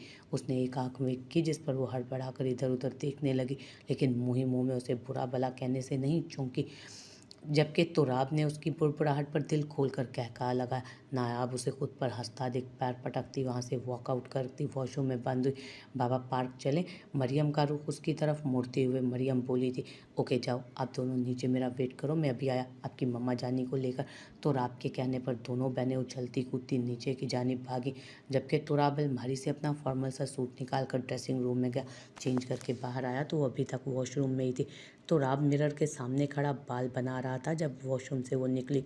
इस इत्मीनान के साथ शायद वो तुराब बच्चों के साथ चला गया होगा, लेकिन उसे ड्रेसिंग टेबल के आगे खड़ा देख वो जी भर के बदमजा हुई। सर झटकती वो आगे बढ़ती कलर्स उठाने लगी। तभी तुराब ने उसे अपने हिसार में लिया। वो तड़प कर सीधी हुई और खुद को उसकी कैद से छुड़ाने के लिए तगोदो में मसरूफ़ हुई। हर पर बेसूद गरीफ मजबूत थी। क्यों हलकान हो रही हो जब तुम्हें मालूम है कि ये तुम्हारे बस में नहीं? तुराब ने उसके कान में सरगोशी की। सही आपने कहा, मैं हर बार ये भूल जाती हूँ कि आप एक ढीठ इंसान हैं। अब की बार उसके हाथों पर पूरी कुव्वत से नाखून काटते वो बोली, लेकिन तुराब कुछ नहीं बोला। मेरा इरादा तुम्हें सिर्फ थैंक्स कहने का था। आज बरसों बाद मैंने अपनी बच्चियों के चेहरे पर हकीकी खुशी देखी। सही कहते हैं, माँ की कमी दुनिया की कोई शय पूरी नहीं कर सकती। थैंक्स उन्हें ममता भरा मान बख्शने के लिए। वो उस पर गिरफ्त मजबूत करता बोला, आप शायद भूल रही हैं कि वो आपी की भी बेटियां हैं। नायाब अजनबियत से बोली, अच्छा तुम्हारी आपी क्या मैके से लेकर आई थी उन्हें? अब के तुराब ने भी दू बदू जवाब दिया। इससे पहले कि नायाब कुछ कहती, मरियम धार से दरवाज़ा खुलती अंदर आई। नायाब जल्दी से उसकी करीब से निकली, लेकिन वो भी मरियम थी। बाबा जानिए, आपने मम्मा को क्यों पकड़ रखा है? उसके सवाल पर नायाब सटपटा गई। कुछ नहीं बच्चे, आपकी मम्मा को अपने साथ ले जाने पर मना रहा था। तुराब ने बात बनाई, जबकि उसके झूठ पर नायाब ने हैरत से उसे देखा। ऐसे क्या देख रही हो? अब तुम्हारी नज़र में भले मैं बेशर्म से, लेकिन अपनी बच्ची से तो नहीं कह सकता कि मैं तुम्हारी मम्मा जानी से रोमांस कर रहा था। वो नायाब से इंग्लिश में बोलता उसके गाल सुर्ख कर गया। मरियम हैरानगी से अपने माँ बाप को देख रही थी, जो एक दूसरे में मगन थे। बाबा, क्या कहा आपने मम्मा से? मरियम ने खुजती नज़रों से पूछा। कुछ नहीं, रिक्वेस्ट की है कि हमारे साथ चलो। तुराब ने मरियम को मुतमईन किया। मम्मा चल लेना प्लीज़, हमारे साथ बहुत मज़ा आएगा। अब के मरियम खुद ही आगे बढ़ती नायाब का हाथ थामती उसे मनाने लगी, जिस पर नायाब बिना कुछ बोले इस बात में सर हिला गई। जाओ परी, आप नीचे, और ड्राइवर अंकल से कहो गाड़ी तैयार करें, हम आ रहे हैं। तुराब की बात पर मरियम सर हिलाती नीचे भागी। नायाब भी उसके पीछे लपकी, पर तुराब ने उसका हाथ पकड़ कर रोका। कहाँ? तुराब ने पूछा। वो नीचे, नायाब मिनमिनाई। रुको, पहले इसका तो हिसाब दो। तो राब ने अपने हाथ दिखाए जहाँ नायाब ने अपने नेल्स चबोए थे, वहाँ से अब खून रिस रहा था। आपने भी तो मुझे तंग किया था, उसने डरते हुए कहा। अच्छा दिखाओ कहाँ चोट लगी तुम्हारे। तो राब ने बोलते साथ ही उसे अपने करीब किया और उसके कान में सरगोशी करता उसका कान दांतों से काटा। नायाब ने उसकी शर्ट को मुट्ठियों में भरा। वो पीछे हटते उसकी हालत पर मुस्काया। आइंदा ध्यान से, क्योंकि मैं किसी का हिसाब नहीं रखता, कहते साथ ही वो उसे नीचे आने का इशारा करता निकल गया वहाँ से। जबकि वो आईने में अपना अक्स देखती, खून से रिश्ते कान पर हाथ रखती, उसके जुल्म पर सिसक उठी। दिन यूं ही बेकैफ गुजर रहे थे। हरीम और मरियम बड़ी हो रही थी, अब तो स्कूल भी जाने लगी, तो रात भी चला जाता। ऐसे में वो सारा दिन बोलाई बोलाई घर में फिरती। एक बार तो राब ने उसे कहा था वो चाहे तो अपनी पढ़ाई मुकम्मल कर सकती है, लेकिन अब उसका दिल हर चीज़ से उचाट हो चुका था। उसने एक दो बार तुराब से कहा भी कि उसके अपने बाबा से बात करवा दे, लेकिन तुराब के चेहरे पर राना उमर का नाम सुनते चट्टानों जैसी सख्ती आ जाती कि फिर उसे कुछ कहने की ज़रूरत ही महसूस ना होती। एक सवाल उसे हमेशा बेचैन किए रखता कि उसे कभी यहाँ से जाने का मौका मिला तो वो यहाँ से जा सकेगी, जिसके जवाब पर वो परेशान रह जाती। हरीम और मरियम के साथ वो इतना घुल मिल चुकी थी कि उनके बगैर अब रहना उसे मुहाल लगता था। कई बार उसे ऐसा लगता जैसे वो उसकी बहन की नहीं बल्कि खुद उसकी बेटियां, उसने उन्हें खुद ही पैदा किया। तो राब के साथ उसका रिश्ता अब भी वैसा ही था। वो उसे अपना मजाजी खुदा अब तक नहीं मान सकी, लेकिन कभी कभी वो उलझ जाती। उसके बाप ने उसे बताया था तो राब ने उसके साथ ज़बरदस्ती शादी की और फिर शक की बिना पर तशद्दुद करता, उसे मारता पीटता था। इसी मारपीट के नतीजे में वो एक दिन सीढ़ियों से संभल ना सकी और गिर गई, जिसके नतीजे में उसकी मौत वाक़या हुई। लेकिन नायाब जितने दिन उसके साथ रही उस पर हाथ उठाना तो दूर, तो राब ने उसे कभी गर्म निगाह से बिना देखा था। क्या ये मुमकिन है जो शख्स अपनी बीवी को मारता पीटता हो उसी बीवी से हुई बेटियों पर जान छिड़क रहा हो। और बाबा ने तो उसे नहीं बताया कि आपकी बेटियां भी हैं। शायद बाबा को मालूम ही नहीं होता, वरना वो ऐसे शख्स के पास अपनी नवासियों को हरगिज़ ना रहने देते जिसने उनकी बेटियों को मारा था। पर जब बाबा सब कुछ इतना जानते थे तो अब तक इसको गिरफ्तार क्यों नहीं करवाया। क्या बाबा तुराब से डरते हैं क्योंकि वो खुद एक पुलिस ऑफिसर है। सब बातें सोच सोच कर उसका दिमाग फटने लगता था।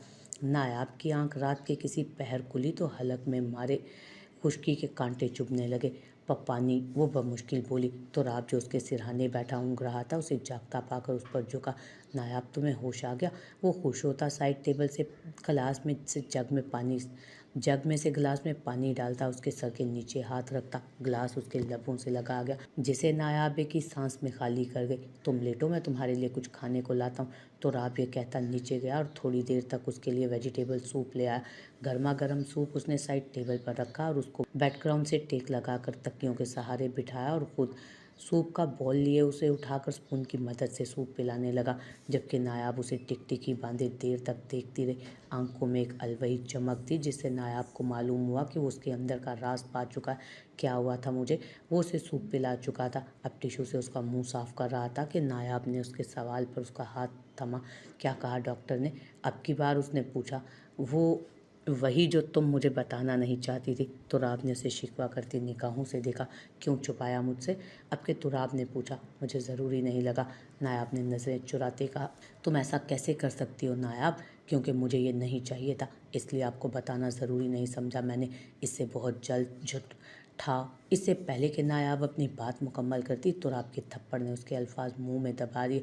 तुम इतनी बेहिस होगी, मुझे मालूम ना था। मुझसे खार खाती हो तो इसका बदला तुम मुझसे लो। इस मासूम का क्या कसूर है? छुटकारा चाहती हो ना? ठीक है, तैयार रहना। कल सुबह होते मैं तुम्हें तुम्हारे बाप के घर छोड़ आऊँगा, लेकिन याद रखना अगर इसे कुछ भी हुआ तो जिंदा ज़मीन में काट दूंगा तुम्हें मैं। कहते साथ ही वो तनफन करता वहाँ से निकल गया, जबकि नायाब गाल पर हाथ रख के सुन सी बैठी थी।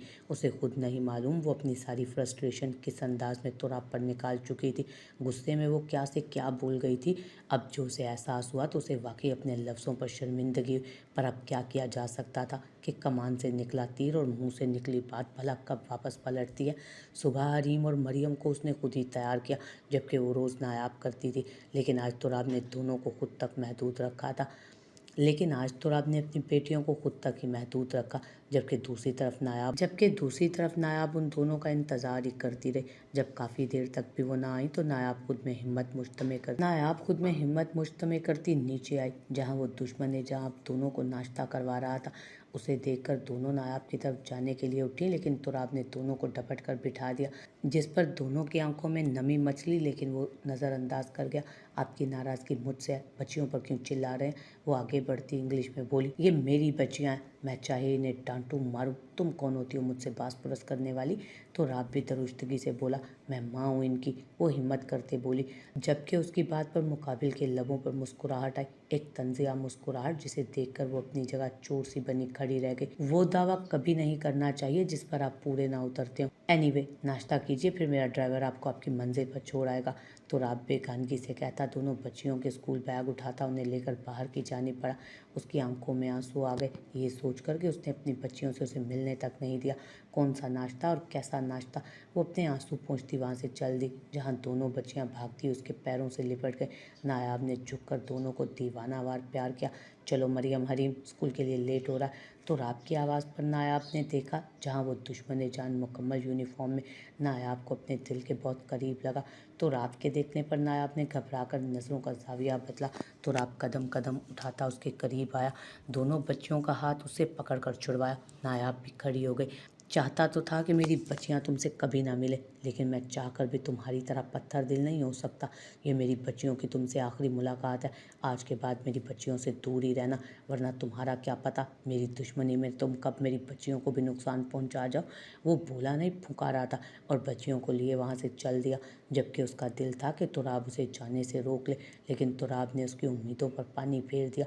वो शिकस्ता सी चलती गाड़ी की जानिब बढ़ी, जहाँ ड्राइवर कार का पिछला दरवाज़ा खोले मुअद्दब सा उसका मुंतज़िर था। गाड़ी जाने पहचाने रास्तों पर गामजन थी। वो चौंकी, क्योंकि ड्राइवर उसे हॉस्टल की बजाय उसके घर छोड़ने जा रहा था। बाबा आ गए दुबई से? वो हैरान होते हुए खुद से बोली। ड्राइवर उसे छोड़ता वहाँ से जा चुका था, जबकि उसने सर उठाकर उस पुरशिकवा इमारत की जानिब नज़र उठाई। धीरे से सर झुकाती अंदर दाखिल हुई, क्योंकि चौकीदार उसे आता देख गेट पहले ही खोल चुका था। चौकीदार के सलाम पर उसने धीरे से सर में हिलाकर जवाब दिया। वो सीधा अपने रूम में आई और बैठकर गिरने के अंदाज में बैठी और फिर बैठती चली गई। शाम को वो अपने रूम से फ्रेश होकर निकली। सर दर्द से फटा जा रहा था। इरादा एक कप चाय बनाने का था। किचन में मुलाजमा को काम करता देख उसे चाय बनाने का कहती वो वहीं लाउंज पर पड़े सोफे पर गिरने के अंदाज में बैठी। वो वहाँ से आ तो गई थी, लेकिन रूह वहीं अटक गई थी। बार बार उसकी सोच के ताने वहीं जुड़ते कि हरीम और मरियम जब स्कूल से लौटी होंगी और उसको घर पर नहीं पाया होगा तो कितनी परेशान हुई होंगी। अब वो किससे फ्रेंच फ्राइज़ की फरमाइश करेंगी और मरियम नूडल्स की दीवानी जब उसे पुकारेगी तो या अल्लाह मैं क्या करूं? तू जानता है ना परवरदिगार, मेरे दिल का हाल, मुझे कुछ समझ नहीं आ रहा। अगर तुराब पर यकीन करने लगूं तो बाबा गलत लगने लगते हैं, अगर बाबा पर यकीन करूं तो तुराब। ये तो तय है कि उनमें से एक गलत है, लेकिन कौन मैं नहीं जानती, मगर तू तो जानता है ना ये राज। प्लीज़ अल्लाह मियाँ मुझ पर भी आया कर दें ये राज कि कौन सच्चा और कौन झूठा। वो वहीं सोफे पर बैठी अपने रब से फरियादी हो रही थी। बीबी जी, मुलाजमा की आवाज़ पर उसकी फरियाद में खलल पड़ा। मीरा माँ, क्या बाबा आ गए? उसने मुलाजमा से पूछा। आहो जी, मीरा माँ ने सर हिलाया इस बात में। कब? दूसरा सवाल। 2 हफ्ते होने को आए हैं जी, वो सोचते हुए बोली। अच्छा आप जाएं। उसने मीरा माँ को जाने का इशारा किया और कुछ चाय का कप लबों से लगा चुकी थी उठाकर। उसकी सोच के धारों का रुख राना उमर की तरफ जा रहा था। अगर पापा 2 हफ्ते से आए हैं, उन्होंने अब तक मुझे ढूंढने की कोशिश क्यों नहीं की? कुछ तो है जो मिसिंग है, पर क्या उसे समझ ना आया।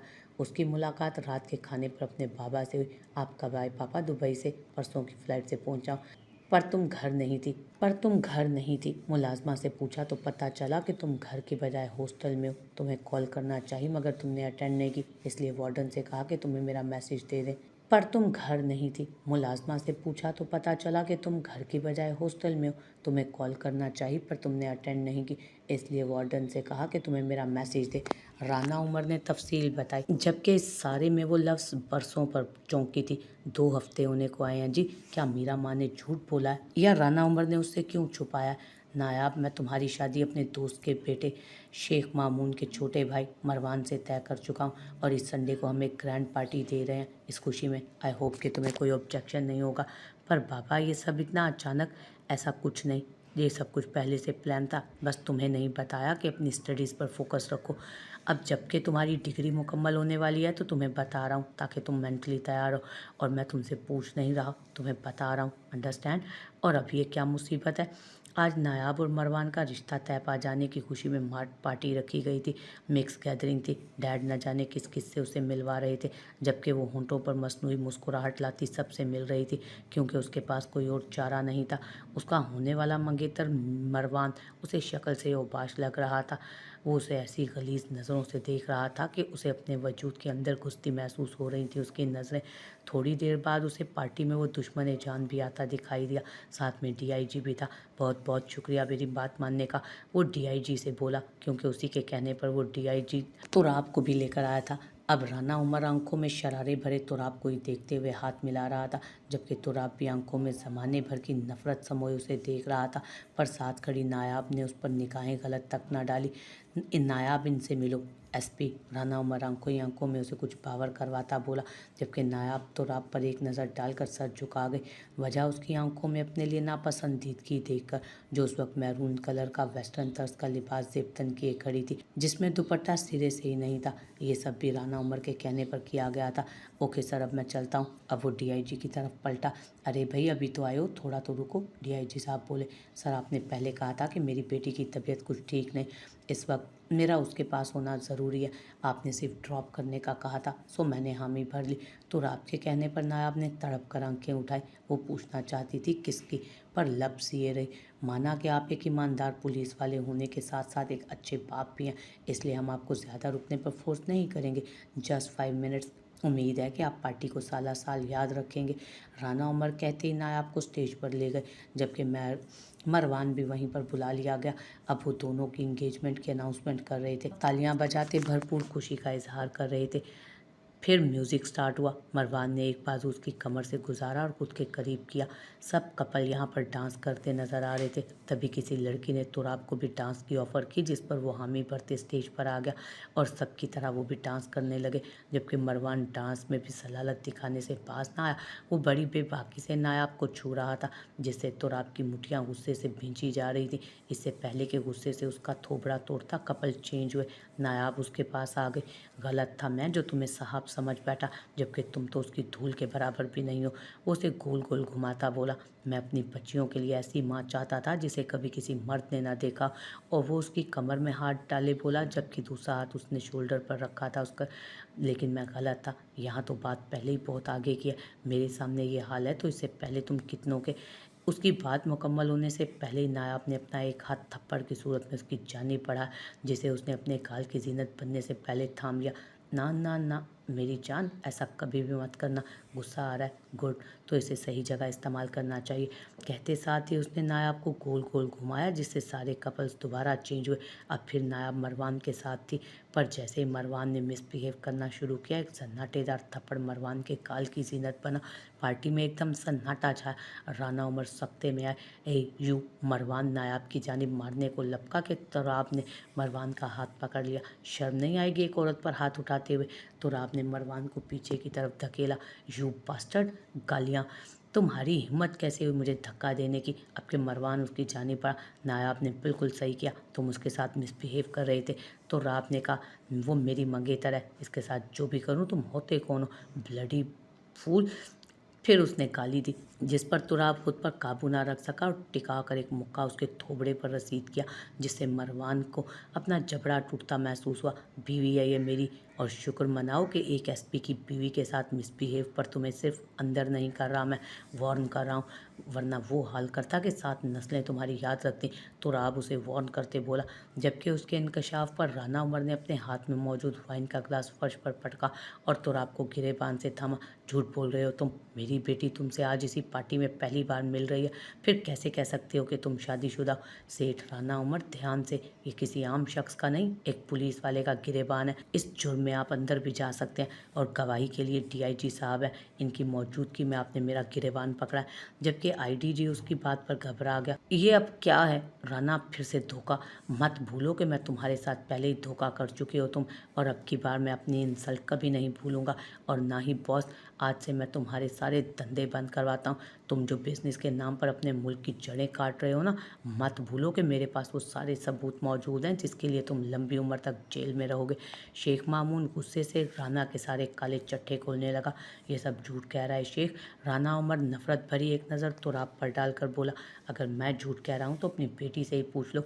अब सबकी नज़रें नायाब के गिर्द उठी, जबकि उसे यूं नंगे सर देखकर तुराब को फिर से उस पर तप चढ़ी। बोलो नायाब, ये शख्स झूठ कह रहा है ना? राना उमर उसके बाजू को अपने जोर से गिरफ्त में लेते अपने हाथ की गिरफ्त में लेते बोला, जिस पर वो डर गई और सर नफ़ी में हिलाया। तुराब ठीक कह रहे हैं, आज से 3 महीने पहले हमारा निकाह हुआ है। सुन लिया सुसर जी, वाकई आपने ठीक कहा था। ये पार्टी साला साल मुझे याद रहने वाली है। वो तंजिया मुस्कुराहट राना उमर की जानिब उछालता वहाँ से चल दिया और वो जो उसके साथ जाना चाहती थी उसे राना उमर बाजुओं से पकड़कर घसीटते हुए अपने साथ ले जाकर उसके कमरे में बंद कर गए और पैंट से बेल्ट निकालता उसे अपने हाथों पर लपेटता उसकी जानिब बढ़ा, जबकि नायाब हैरानगी से मुंह खोले बाप को देख रही थी जो बेल्ट लिए उसकी जानिब बढ़ रहा था। नायाब के लिए ये सब नया था, लेकिन राना उमर के लिए नहीं, क्योंकि उसने यही हरबे कई मर्तबा इस्तेमाल किए थे, पहले अपनी बीवी और उसके बाद साहब पर, जबकि नायाब के लिए वो हमेशा आइडियल बाप की सूरत में ही सामने आया था। बाबा ये क्या कर रहे हैं? चुप, एकदम चुप। बताओ मुझे, सच सच बताओ, नीचे क्या बकवास किया तुमने? वो उसके घने बालों को दबोचते हुए बोला था हाथों में। मैंने झूठ नहीं कहा। नायाब जल्दी से बोली, मुझे सब शुरू से बताओ। वो उसके बालों पर जोर डालता हुआ बोला। नायाब को लगा उसके बाल ही उखड़ जाएंगे आज। उसने शुरू से आखिर तक सब बता दिया, लेकिन सिर्फ एक बात छुपा गई। अगर ये बात है तो हम उससे खुला लेने के लिए कहेंगे। अगर ये बात है तो हम उससे खुला लेंगे, कहते साथ ही उसने बेड पर उसे पटका, जबकि वो अपनी बेबसी पर फूट फूट कर रो दी। उसे लगा कि शायद तुराब उसे अपने साथ ले जाएगा, लेकिन वो तो बिना कुछ कहे वहां से निकल गया था। दूसरी तरफ तुराब अपने घर पहुंचा तो सईदा माँ को अपना मुंतजिर पाया। क्या हुआ माँ, हरीम ने कुछ खाया? तुराब के पूछने पर उसने नफ़ी में सर हिलाया, जबकि वो ठंडी आ बढ़ता हरीम और मरियम के रूम की तरफ बढ़ा था। बाबा मम्मा जानी को नहीं लाए? वो जैसे ही रूम में दाखिल हुआ हरीम को अपना मुंतजिर पाया। बच्चे आपने खाना क्यों नहीं खाया? तुराब आगे बढ़ता उसे अपनी गोद में लेते बोला, पापा जानी मम्मा जानी के हाथ से खाना। कितनी मर्तबा कहा है कि तुम्हारी मम्मा मर चुकी है और वो जो थी वो एक बुरा ख्वाब थी, बस। तुराब दरुश्ती से बोला, जिस पर हरीम सहम सी गई। तुराब ने तड़प कर उसे अपने गले से लगा लिया। हफ्ते से ज़्यादा होने को आया था कि हरीम को बुखार हुआ था, जो अब टूटने का नाम भी न ले रहा था। नायाब के जाने का सदमा दोनों को लगा था। मरियम तो कुछ दिनों बाद नॉर्मल हो गई, पर हरीम हसास होने की वजह से नायाब को भुला नहीं पा रही थी, ना ढंग से कुछ खा रही थी। हरीम की एक ही रट थी कि उसे नायाब के हाथ से खाना खाना, उसे उसकी माँ चाहिए। तो रात की मिन्नतें करने पर हरीम ने थोड़ा बहुत खाना खाया और फिर दवा लेकर सो गई। उसके सोने पर तुराब कमरे से बाहर आया। साहब, आप नायाब बीबी को ले आए ना, देखें हरीम बीबी कैसे भली चंगी हो जाएगी। जबकि सईदा बीबी की बात पर वो कुछ नहीं बोला। वो बाहर लॉन में आया। आज वो यूं उसे मरवान की बाहों में देखकर खोल उठा था। उसे मालूम था कि जब उसने कहा कि उसकी बच्ची की तबीयत खराब है, उसका तड़प कर देखना तुराब की आंखों से मुख्फी नहीं रहा, लेकिन वो उसे जानते बूझते नहीं लाया। कुछ ऐसे राज थे जिसे तुराब चाहता था नायाब खुद जाने। चोट तुराब ने लगा दी थी, अब राना उमर जख्मी खुद ही अपने खूल से निकलेगा। दूसरी तरफ नायाब कपड़े तब्दील करके जाए नमाज पर संजीदा बैठी, सर बसजूद होते खुदा से मदद की तलबगार थी। बहुत सी दुआओं के बाद उसने जाए नमाज को लपेट कर रखा। तभी उसके कमरे का दरवाज़ा खोलकर कोई अंदर आया, और अंदर आने वाला कोई और नहीं, उनकी मुलाजमा अम्मा मीरा थी, जो उसे खामोशी से अपने साथ चलने को कह रही थी। नायाब हैरान हुई, कुछ भी कहे बिना वो उसके पीछे चली गई। वो उसे लिए पिछले लॉन में चली आई, जहां मौजूद विंडो से अंदर ड्राइंग रूम का मंजर अब साफ नजर आ रहा था। वहां राना उमर मरवान और शेख मामू उम्मुल खबाइस को पानी की तरह पी रहे थे। नायाब तो बाप को देखकर सकते में आ गई। उस पर कौन कौन से भयानक इंकशाफात हो रहे थे। अब तुम फिक्र ना करो मरवान, नायाब तुम्हारी है। मुझे नायाब ने सब बताया कि कैसे उस इंस्पेक्टर ने नायाब से ज़बरदस्ती निकाह किया। हम नायाब को एतमाद में लेकर उससे गवाही दिलवाएंगे और जनाबिल जबर का मुकदमा हायर करेंगे। इससे दो काम हो जाएंगे, नायाब की तलाक भी हो जाएगी और उस ऑफिसर की बदनामी भी। मतलब एक तीर से दो शिकार। राना उमर बमुश्किल लड़खड़ाती आवाज़ में कह रहा था, लेकिन उसकी क्या गारंटी है कि वो इतने दिन में इस ऑफिसर के पास रहे और उसने उसे छुआ तक ना हो। अब के मरवान अपने सूजे मुंह के साथ बोला, ऐसा मुमकिन ही नहीं, क्योंकि मैंने नायाब के जहन में तुराब के खिलाफ इतना जहर भरा है कि वो चाहकर भी कभी एक नहीं हो सकते। बिलफर्ज अगर हुए भी तो तुराब इतना बेवकूफ़ थोड़ी है जो ये जानने के बावजूद कि उसकी पहली बीवी को हमने मारा है, नायाब को हमारे पास आने देता। राना उमर ने कहते साथ ही कहकहा लगाया, जिसका साथ उन तीनों ने दिया। अब सुबह होने का इंतज़ार है, बस वो इंस्पेक्टर आज की नींद चैन से सो ले, क्योंकि सुबह बदनामी उसके दर पर दस्तक दे चुकी होगी। आखिर में राना उमर गंभीर संजीदगी से बोला। नायाब मुंह पर हाथ रख के अपनी उमड़ती सिसकियों का गला घोंट रही थी। मीरा माँ ने उसकी हालत के पेश नज़र उसे जल्दी से वहाँ से हटाया और उसे उसके कमरे में ले आई। जल्दी से उसके होंठों से पानी का ग्लास लगाया, जिसे वो एक ही घूंट में चढ़ा गए। ये सब क्या है मीरा माँ? वो अब सिसकियों से रो रही थी। उसके लिए ये इंकशाफ ही जानलेवा था कि उसका बाप ही उसकी बहन का कातिल है। बस मेरी बच्ची, सब्र कर। अल्लाह एक मुकर्ररा हद तक इस जालिम की रस्सी दराज करता है। बहुत जल्दी तुम्हारी आपी को भी इंसाफ मिलेगा। मीरा माँ ने उसे अपने साथ लगाते तसल्ली दी। माँ, मुझे यहाँ नहीं रहना, मुझे प्लीज़ मेरे तुराब के पास पहुँचा दे। मुझे उनके पास जाना है, वरना ये दरिंदा सिर्फ लोग उसकी निशानी को भी मुझसे छीन लेंगे। नायाब बीबी, क्या तुम? मीरा माँ उसका इशारा समझते बोली, हाँ मीरा माँ, तुम फिक्र मत करो, मैं तुम्हारी मदद करूँगी। मीरा माँ कहती जल्दी से अलमारी से एक शॉल निकाल कर उसकी तरफ बढ़ाते बोली और उसे लॉन की पिछली जानिब आने को कहा, जबकि खुद आगे से अपने क्वार्टर में गई, जहाँ मौजूद संदूक से उसने वो मतलूबा चीज़ निकाली जो जाते समय साहब ने उसे नायाब को देने को कहा था। लेकिन मीरा माँ को उसका मौका ही ना मिल सका। मीरा माँ भागते हुए पीछे लॉन की तरफ आई। एक नज़र उसने खिड़की की तरफ डाली, जहाँ वो दो बेसुध सोफे पर गिरे पड़े थे, क्योंकि हद से ज़्यादा हराम मशरूब जो पी लिया था। मीरा माँ जल्दी से आगे बढ़ी और वो सामान, जिसे उसने एक कपड़े के बैग में डाल रखा था, नायाब की तरफ बढ़ाया और वहाँ दीवार के साथ 2-3 ईंटें रखी। पीछे की दीवार फ्रंट की दीवार से निस्बतन छोटी थी, लेकिन फिर भी उसकी हालत नायाब के लिए काफ़ी बुलंद थी। उसने अल्लाह का नाम लेकर छलांग लगाई, जबकि सेफ्टी के लिए दोनों हाथ अपने पेट के गिर्द लपेट लिए, जिससे उसके गाल ज़मीन पर लगे और होंठ का किनारा फटा।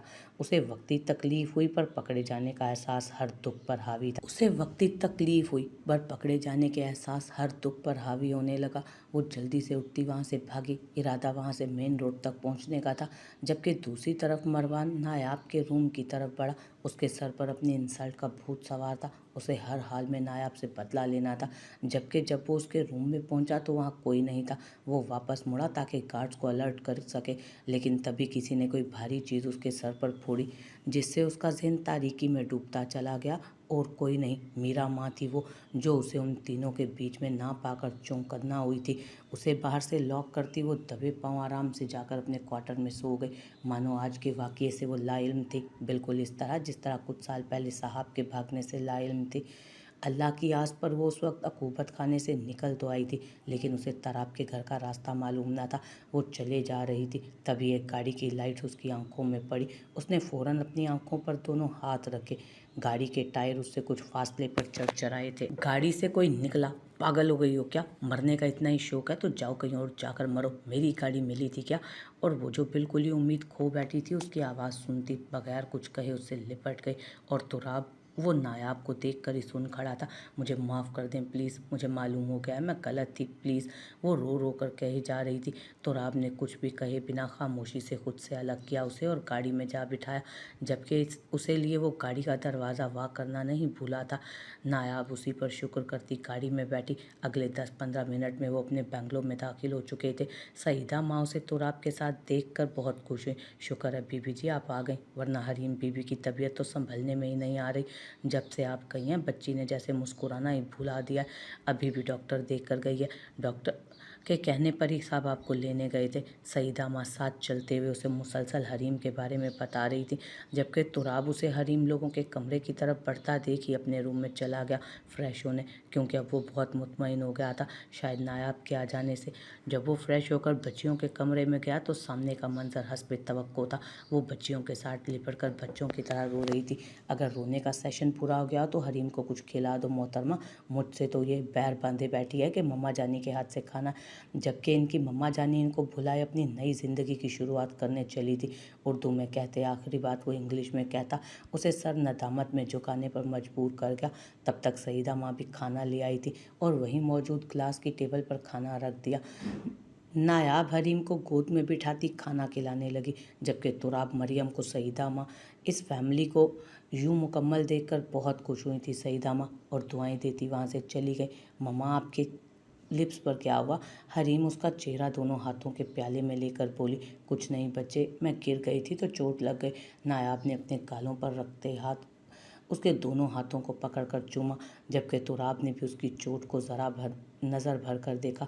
खाना खाने के बाद तुराब तो उन्हें शब्बा खैर कहता अपने रूम की जानिब बढ़ गया, जबकि नायाब से उन दोनों ने कहानी सुनने की फरमाइश की। मरियम तो सुनते सुनते ही सो गई थी। हरीम ने अपनी स्टोरी मुकम्मल सुनी। अब उसके सवालों का सेशन स्टार्ट था। मम्मा जानी जिस तरह लिटिल फेरी को उसकी मम्मा मिल गई थी, वो सब हैप्पी हैप्पी रहने लगे। आप भी हमारे साथ रहेंगी ना हमेशा? फिर हम भी हैप्पी हैप्पी रहेंगे। उसकी कहानी का हवाला उसने देते हुए कहा। क्यों नहीं, बिल्कुल मेरी जान, मम्मा आपको छोड़कर अब कहीं नहीं जाएंगी। नायाब उसकी पेशानी चूमती बोली तो वो बोली, सच में मम्मा? और एकदम खुश हुई। उसके इस अंदाज पर वो भी खुश हुई थी। फिर थोड़ी देर बाद हरीम भी गहरी नींद में जा चुकी थी, जिसके बाद वह एहतियात से बेड से उतरती अपने रूम की तरफ रुख कर गई। वो काफ़ी देर रूम के बाहर खड़ी हिम्मत मुश्तमे करती रही। बिलाखिर आर्या पार का फैसला करती कमरे में दाखिल हुई, जहाँ उसे तुराब कहीं नजर न आया। अभी वो खड़े खड़े देख ही रही थी कि रूम से मुंसलिक गैलरी से वो आता दिखाई दिया। शायद वो स्मोकिंग करने गया था। वो बिना उसकी तरफ देखे अलमारी की तरफ बढ़ा, वहाँ से फर्स्ट एड बॉक्स निकाल कर उसमें से ट्यूब निकालता उसके फटे होंठों पर लगाने लगा। कुछ गलत मत समझना, तुमने जिस तरह मेरी बेटी को होश किया ये उस एहसान का बदला है। नायाब को मुस्कुराता देख वो बोला। ट्यूब लगाने के बाद हाथ धोकर वो बेड की जानिब अपना तकिया उठाने को बढ़ा। आप बेफिक्र होकर यहाँ सो जाएं, मैं वहाँ सोफे पर सो जाता हूँ। इतना कहकर वो आगे बढ़ने लगा, तभी वो जो कब से खामोश खड़ी थी भागकर उसके पीछे से उसे लिपटी। आई एम सॉरी तुराब, मुझे माफ़ कर दो, मुझे मालूम है मुझसे बहुत बड़ी गलती हुई, प्लीज़ अली। वो आगे से दोनों हाथ सख्ती से उसकी शर्ट को जकड़ते हुए बोली थी, जबकि उसका यूं लिपटना मुकाबिल के चेहरे पर मुस्कुराहट ले आया। माफ़ तो वो उसे उसी वक्त कर चुका था जब वो सड़क पर उसे मिली थी। तब से वो उसके सीने से लगी बिलक बिलक कर रो रही थी। उसके होंठ का फटा किनारा उस पर आया कर गया कि वो किस कदर मुश्किल से उस तक आई, पर फिलहाल वो उसे थोड़ा और तंग करना चाहता था, इसलिए फ़ौरन चेहरे पर संजीदगी लाता वो उसका हाथ पकड़े सामने कर गया। नायाब, बहुत रात हो चुकी है, मुझे काफ़ी नींद आ रही है, इस बारे में फिर बात करेंगे, वो कहता सामने सोफे पर दराज हुआ। जबकि नायाब अपनी जगह पे आवाज़ रोने लगी खड़ी होकर। पहले तो वो बर्दाश्त करता रहा, क्योंकि अब वो बिल्कुल उसके सिरहाने खड़े रोने का शुगल मना रही थी। बिलाखिर उसे खींच कर खुद पर गिराया और उसके गिर्द अपना हिसार तंग किया। बस तुमसे सिर्फ रुलवा लिया जाए, यही एक काम तो ढंग से करती हो। वो अलग बात है कि रोते वक्त तुम्हारी नाक भी बहती है। तो राब के कहने पर नायाब ने जल्दी से नाक को हाथ लगाया। झूठे। अब उसके सीने पर हल्की सी चपत रसीद करते बोली, सब कहना, वो कभी ना कहना जो कहना चाहिए। तो राब मसनूई गुस्से से बोला, क्या? वो हैरत से बोली, आंखें फैलाकर, आई लव यू। तो राब ने उसके कान में सरगोशी की, जबकि वो आई लव यू कहती झींप कर उसके सीने में अपना मुंह छुपा गई थी। सुबह दरवाजे पर होती दस्तक के साथ तुराब की आंख खुली थी। उसने खुद को सोफे पर पाया, जबकि नायाब उसके ऊपर सो रही थी। नायाब, उसने हल्के से उसका शाना हिलाया, लेकिन वो कसमसा कर दोबारा आंखें मूंद गई, जैसे उठने का इरादा ना। नायाब, उठो, देखो हरीम और मरियम खड़ी हमें देख रही हैं। तो राब ने उसके कान में सरगोशी की जो काम कर गई। नायाब हड़बड़ा कर उठी, लेकिन उसे कमरे के चारों ओर कोई ना दिखा तो तुराब को आंखें दिखाकर रह गई। झूठे। वो उसके बाल पकड़ते बोली, कोई नहीं, मैं झूठा। अगर यकीन नहीं हो रहा तो दरवाज़ा खोलकर देख लो, कब से दरवाज़ा पीट रहा है। तो राब उसके हाथों से अपने बाल छुड़वाते बोला। नायाब दरवाजे की तरफ मुतवज्जो हुई। वक्फे वक्फे से दरवाज़ा बजने की आवाज़ आ रही थी। नायाब जल्दी से उठी और दरवाज़ा खोला। तब तक तुराब ने तकिया बेड की साइड जानिब उछाला और खुद वॉशरूम में बंद हुआ। गुड मॉर्निंग मम्मा जानी, दोनों ने यकबारगी सलाम किया। वालेकुम अस्सलाम मम्मा की जान, वो दोनों के गालों पर बोसा देते बोली। फिर नायाब ने दोनों को स्कूल के लिए रेडी किया क्योंकि हरीम पर जिद थी कि वो भी स्कूल जाएगी। तुराब भी रेडी होकर नाश्ते की टेबल पर आ। सब ने नाश्ता किया। नायाब ने लंच बॉक्स दोनों के बैग्स में रखे। दोनों ने बारी बारी उसकी पेशानी पर बोसा दिया और बाहर की तरफ बढ़े। मेरी बारी। तुराब जल्दी से आगे बढ़ा। सईदा माँ भी वहाँ थी। नायाब झिझकती आगे बढ़कर उसकी पेशानी पर बोसा दे गई। जवाब में तुराब ने भी भरपूर कार्रवाई की उसकी पेशानी चूमकर, जबकि सईदा माँ की मौजूदगी में वो लाल टमाटर हुई क्योंकि मुंह में वो कपड़ा डाले हंस रही थी। उन्हें यूं हंसता देख नायाब झींप गई। फिर मुलाजमा से सारे काम अपनी निगरानी में करवाती अभी फारिग बैठी थी कि उसे मीरा माँ की दी गई अमानत का ख्याल आया। आखिर ऐसी कौन सी चीज़ थी जिसे साहब ने मुझे देने को कहा था। सोचती वो हरीम लोगों के कमरे में आई। वहीं बैग साइड टेबल पर रखा उसे मिल गया। जब उस बैग के अंदर देखा तो उसमें से एक लेदर की चमड़े वाली डायरी निकली जिसके फ्रंट पेज पर उसकी माँ का नाम लिखा था। ओह, मम्मा की डायरी, तो मतलब मम्मा डायरी लिखने की शौकीन थी। इश्तियाक से उसके वर्क पलटती, खुद कलामी से बोलती वो बेड पर बैठकर पढ़ने लगी। लेकिन जैसे जैसे पढ़ती गई उसकी आंखों से आंसू बहते गए। वो किसी फिल्म की स्टोरी नहीं बल्कि उसकी माँ की आप बीती थी कि कैसे उसके बाप ने उसकी माँ से ज़बरदस्ती शादी की। अगर वो शादी के लिए हामी ना भरती तो राना उमर ने धमकी दी कि वो उसके सारे घर वालों को जिंदा जला डालेगा। वो किस कदर जालिम था। राफिया को चंद घंटों में ही इल्म हो चुका था उसका।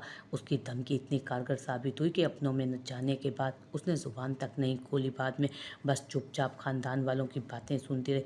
फिर उस पर उसके बाप का हमेशा हमेशा के लिए उसके घर के दरवाजे बंद कर देना। यूँ रामना उमर को फ्री हिंट मिल गया था। वो जो चाहता उसके साथ सलूक करता क्योंकि कोई पूछने वाला जो नहीं था उसके पीछे।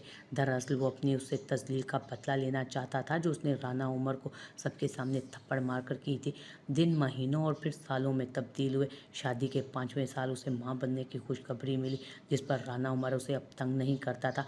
लेकिन जब उसने औलाद बेटी की सूरत में पैदा की तो वो भी एक नहीं दो दो, अब सही मायनों में उसके लिए जल्लाद साबित हुआ। ये तो अभी राफिया के ससुर और सास खुदा तर्स थे जो बेटे को बहू के साथ ऐसा रवैया रखने पर कोसते रहते। जवाब में राना उमर भी उनसे दबता था, वरना वो उसे जायदाद से आग कर देते। जो भी हो वो राफिया के लिए किसी नेमत से कम ना थे। राफिया ने उनकी खूब खिदमत की। वो अपने वालदैन की जगह उन्हें वालदैन समझती। वही वजह थी कि मरते वक्त राना उमर के वालिद अपनी तमाम जायदाद दोनों बच्चियों के नाम कर गए, जिससे राना उमर का और पारा चढ़ गया। माँ बाप के मरने के बाद वो और भी शेर हो गया और अपनी मनमानी करने लगा। गलत लोगों की सोबत में उठने बैठने लगा। उन्हीं दिनों उसकी मुलाकात शेख से हुई जो पाकिस्तान से लड़कियां सप्लाई करता था दुबई में। दोनों में इतनी पक्की दोस्ती हुई कि दोनों इस काम में पार्टनर बने। पर शेख की नीयत राफिया पर ख़राब हो गई। राना उमर उसे फोर्स करने लगा कि वो उसके दोस्त को खुश करे। तब पहली बार राफिया ने उस पर हाथ उठा। राना उमर घर से निकल गया और राफिया भी दोनों बच्चियों के साथ करीबी पार्क में चली गई। वहाँ उसकी मुलाकात जाहिद अली से हुई जो उनका बचपन का साथी था। दोस्त के आगे अपना गम हल्का करके जब वो घर आई तो राना उमर ने उसे उस पर बेल्ट से मारा।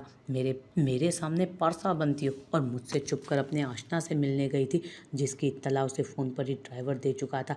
राना उमर ने राफिया को तब तक मारा जब तक वो जान से ना मर गई। असल गुस्सा तो उसे राफिया के मना करने पर था जिसकी वजह से शेख ने उससे अपनी पार्टनरशिप खत्म करने का कहा था। राफिया की सांस थम गई तो राना उमर परेशान हुआ। फिर सुबह ही सुबह उसके दफन कफन का इंतज़ाम कर दिया। राना उमर समझ रहा था कि उसे किसी ने नहीं देखा, जबकि वो गलत था। साहब उसे माँ को मारता देख चुकी थी जिससे राना लाइल्म था। माँ के जाने के बाद साहब चुप चुप सी और डरी सी रहने लगी, जबकि उसके बरखिलाफ नायाब शुरू से निडर थी। शायद इसलिए कि उसने अपनी माँ को आंखों से मरता नहीं देखा। नायाब और साहब जूं जूं बड़ी होती गई, नायाब बाप के करीब और साहब उससे दूर होती गई। मैट्रिक के बाद नायाब की जिद पर राना उमर ने उसे बाहर मुल्क पढ़ने पर भेज दिया। साहब अब बिल्कुल अकेली रह गई। साहब जूं जूं बड़ी हो रही थी, राना उमर उसके लिए सोने की तिजोरी की चाबी बन रही थी। राना उमर के लिए वो सोने की तिजोरी की चाबी बन रही थी।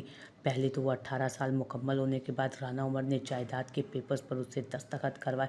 फिर उसका रिश्ता उसी शेख से तय कर दिया जिसने इसी शर्त पर पार्टनरशिप नहीं तोड़ी थी कि बड़ी होने के बाद साहब की शादी शेख से होगी। साहब ने एहतजाज किया जिस पर उसे राना उमर ने बेल्ट से मारा था। आखिरकार वो राज़ी हो गई, लेकिन मेहंदी वाले दिन ही वो वहाँ से भाग गई थी। नायाब ने डायरी बंद की। उसकी मम्मा को भी उसके बाबा ने मारा था। वो जैसे जैसे सोच रही थी सब आईने की तरह साफ होता जा रहा था।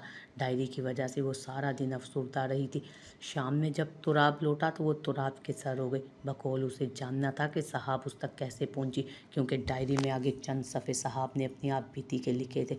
पर यहाँ शाम को उसका भाग जाने का इरादा था। नायाब की बात सुनकर तुराब ने उसे शुरू से लेकर आखिर तक सब बताया। हम बहुत खुश थे अपनी ज़िंदगी में।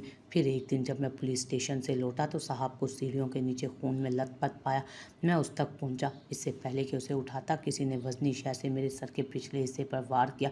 मैं वहीं बेहोश हो गया। जब होश में आया तो डॉक्टर ने बताया कि साहब के यहाँ 2 जुड़वां बच्चियों की पैदाइश हो चुकी है, जबकि खून ज़्यादा बहने की वजह से वो जानवर नहीं हुई और मुझे छोड़कर चली गई। बाद में इन्वेस्टिगेशन से पता चला साहब को मारने वाला कोई और नहीं, साहब का अपना बाप था। तो राब उसी वक्त किया। तो राब अपनी उस वक्त की बेबसी को याद करता रो पड़ा जब वो साहब को बचाने के लिए कुछ नहीं कर सका। नायाब ने आगे बढ़कर उसे खुद में समेटा। आपने फिर उनको सज़ा क्यों नहीं दिलवाई? नायाब दिल गरिफ्ता हुई। बच्चियाँ मेरी वजह मेरी बच्चियाँ थी। अगर मुझे कुछ हो जाता तो मेरे बाद इनका कौन सहारा बनता? तो राब ने हकीकत मंदी से कहा, पर मैं बिल्कुल भी हाथ पर हाथ धरे नहीं बैठता। मैंने सामने से ना सही लेकिन बीच बीच में उसे हार्ट अटैक दिए हैं। अब के वो राजदाराना अंदाज में बोला, मैं समझी नहीं। नायाब ने ना समझी से कहा, वक्त आने पर सब मालूम होगा। तो राब उन्होंने मेरी मम्मा को भी मारा था, जिसका सबूत इस डायरी में। नायाब ने कहते डायरी उसके आगे की। तुम्हें मालूम है हमारे पीछे को रिश्ता भी है। वो डायरी उससे लेते बोला, मसलन कौन सा? उसने सवालिया निगाहों से उसे देखते कहा, तुम्हारी अम्मी मेरी खाला थी। तो राब के कहने पर हैरत का सबब उसका मुंह खुला था। वाकई? मतलब आप मेरी इफ़त खाला के बेटे हो? नायाब ने उसका चेहरा छूते कहा, जैसे यकीन करना चाहती हो। वो उसका हाथ पकड़कर चूमते बोला।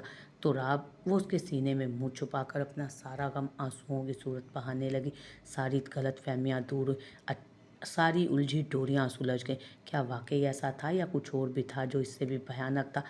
सुबह से नायाब की तबीयत थोड़ी बोझल थी। इतवार होने की वजह से तुराब और बच्चियां जाहिद अली से मिलने पिंडी गए थे, क्योंकि उनकी तबीयत थोड़ी नासाज थी।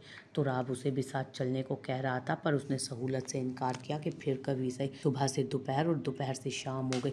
तुराब लोग अभी नहीं आए थे। वो रूम में ही लेटी थी कि अचानक लाइट चली गई। उसे अंधेरे से बहुत डर लगता था। फ़ौरन उठकर बाहर आई ताकि किसी से जनरेटर का कहे, लेकिन ये क्या, सामने मरवान खड़ा था। उसने उसे सीढ़ियों की सिमत धक्का दिया। उसे लगा कि उसके साथ ऐसा पहले भी हो चुका है।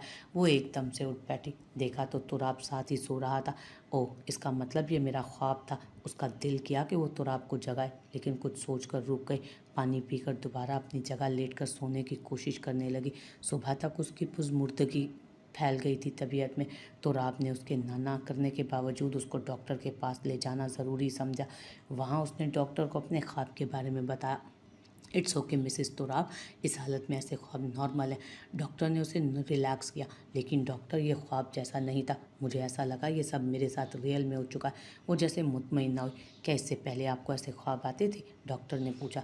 मैंने कई बार ख्वाब में खुद को सीढ़ियों से गिरते देखा है। किसी को खुद को धक्का देते भी देखा है कि मैं गिर रही होती हूँ, किसी को पुकार रही होती हूँ, जब बहुत से लोग वहाँ खड़े हंस रहे होते हैं।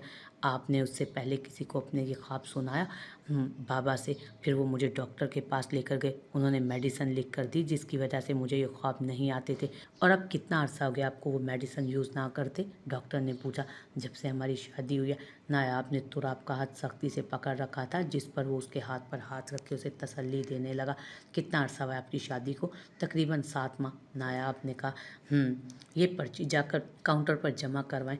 डॉक्टर ने एक पर्ची नायाब की जानिब बढ़ाई। नायाब के जाने के बाद वो तुराब की जानिब मुतवज्जो हुई। सर, जैसा कि आपको डाउट है कि ये मिस नायाब नहीं है बल्कि मिस साहब है, क्योंकि आपने इनकी गर्दन के पीछे वैसा ही बर्थ मार्क देखा है जैसा कि साहब की गर्दन पर था। लेकिन आपको कन्फ्यूजन इस वजह से है कि ये चेहरा आपकी बीवी का नहीं बल्कि आपकी सिस्टर इन लॉ का है। हो सकता है मिस साहब के साथ कुछ ऐसा वाक़या पेश आया हो जिस पर उन्हें मिस नायाब का चेहरा याद आ गया हो, और ये सब जिन्हें वो ख्वाब समझ रही हैं वो उनके ख़याल हों। और हो सकता है जो मेडिसिन वो यूज़ करती रही हों वो इस ख़याल को भुलाने के लिए यूज़ की गई हो। अब जबकि काफ़ी अरसे से वो ये मेडिसिन यूज़ करना छोड़ चुकी हैं, तभी उन्हें वो ख़यालात परेशान कर रहे हैं। तस्वीर का दूसरा रुख ये भी हो सकता है कि ये वाकई तुम्हारी सिस्टर इन लॉ हो। बकौल तुमने सिर्फ नायाब का नाम सुना था, उससे कभी मिले नहीं।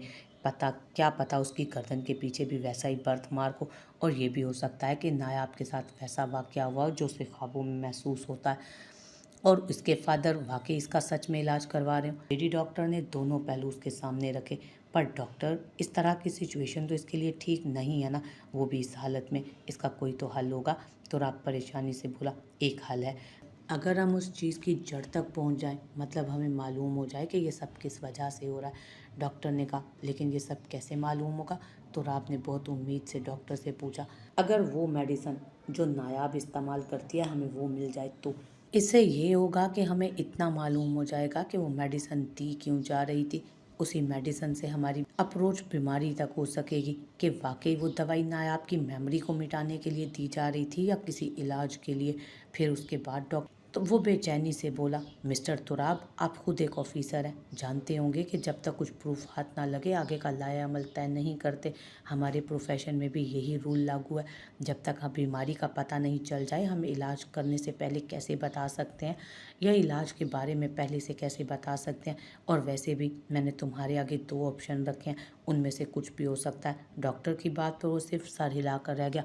ओके, तो फिर बाद में मिलते हैं, मुझे अभी दूसरे मरीज को भी देखना है। लेडी डॉक्टर प्रोफेशनल अंदाज में कहती अपनी जगह से उठी, जबकि वो सर झुकाए किसी गहरी सोच में मसरूफ़ था। अल्लाह पर भरोसा रखो, वो कोई ना कोई सबील ज़रूर निकालेगा, और मैं दुआ करूँगी तुम्हारा यकीन सच हो। वो उसके कंधे पर हाथ रखती उसे तसल्ली देती वहाँ से चली गई। वो अपनी सोचों में महव आमीन कहना नहीं भूला था। डॉक्टर के जाने के बाद वो भी अपनी जगह से उठ खड़ा हुआ और बाहर निकल गया, जहाँ परेशान सी नायाब उसका इंतज़ार कर रही थी। फिर बहुत जल्द वो उस मेडिसिन तक पहुँच गया जो नायाब खाती आ रही थी। उसने वो डॉक्टर के पास भेज दी। आज फिर वो डॉक्टर के रूबरू था, जबकि डॉक्टर चुप सी बैठी थी और तुराब को उनकी खामोशी बेचैन किए जा रही थी। आखिर बर्दाश्त ना हुआ तो पूछ लिया, क्या बात है doctor, is everything all right? सोच रही हूँ कि कैसे कहूँ।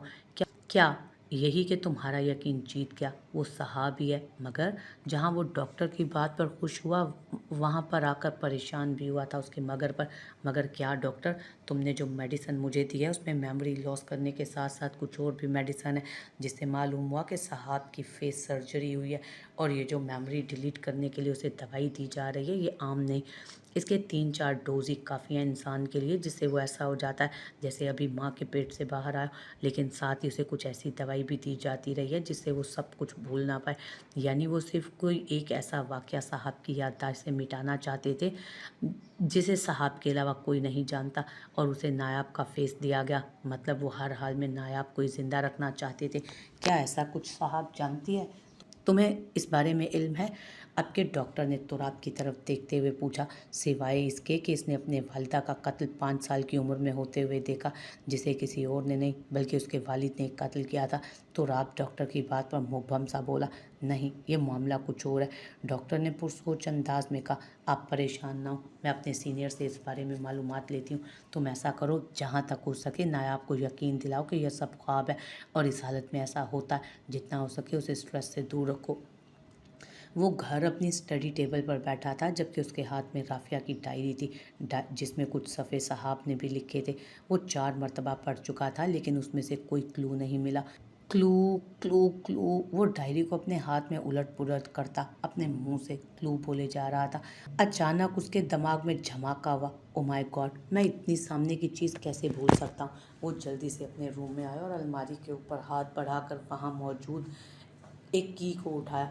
वो की साहब के लॉकर की थी। उसने जल्दी से साहब का लॉकर खोला और उसमें भी एक डायरी पड़ी थी। साहब को भी अपनी माँ की तरह डायरी लिखने की आदत थी। वो दोनों डायरियाँ लेकर लॉकर को ताला लगाता वापस स्टडी में बंद हुआ। पहली डायरी उसकी शादी से पहले की थी, उसमें उसकी और सारी उसकी बहन नायाब की बातें थी। दूसरी डायरी में साहब की शादी के बाद लिखी गई थी, जिसमें उसने अपने और तुराब के बारे में लिखा था, उसके साथ गुजरा एक एक पल। लेकिन डायरी के आखिरी हिस्से में उस पर कुछ ऐसे इंकशाफ हुए कि वो लरज़ उठा। वहाँ साहब के हाथ से डोर की कुछ पिक्चर्स थी, जिसमें उसने अपनी और नायाब की पिक्चर्स बनाई थी, लेकिन वो सेम नहीं थी। उसमें राई के बराबर भी फ़र्क ना था। अगर ये दोनों बहनें हमशक्ल थीं तो साहब को सर्जरी के ज़रिए किसका फेस दिया गया?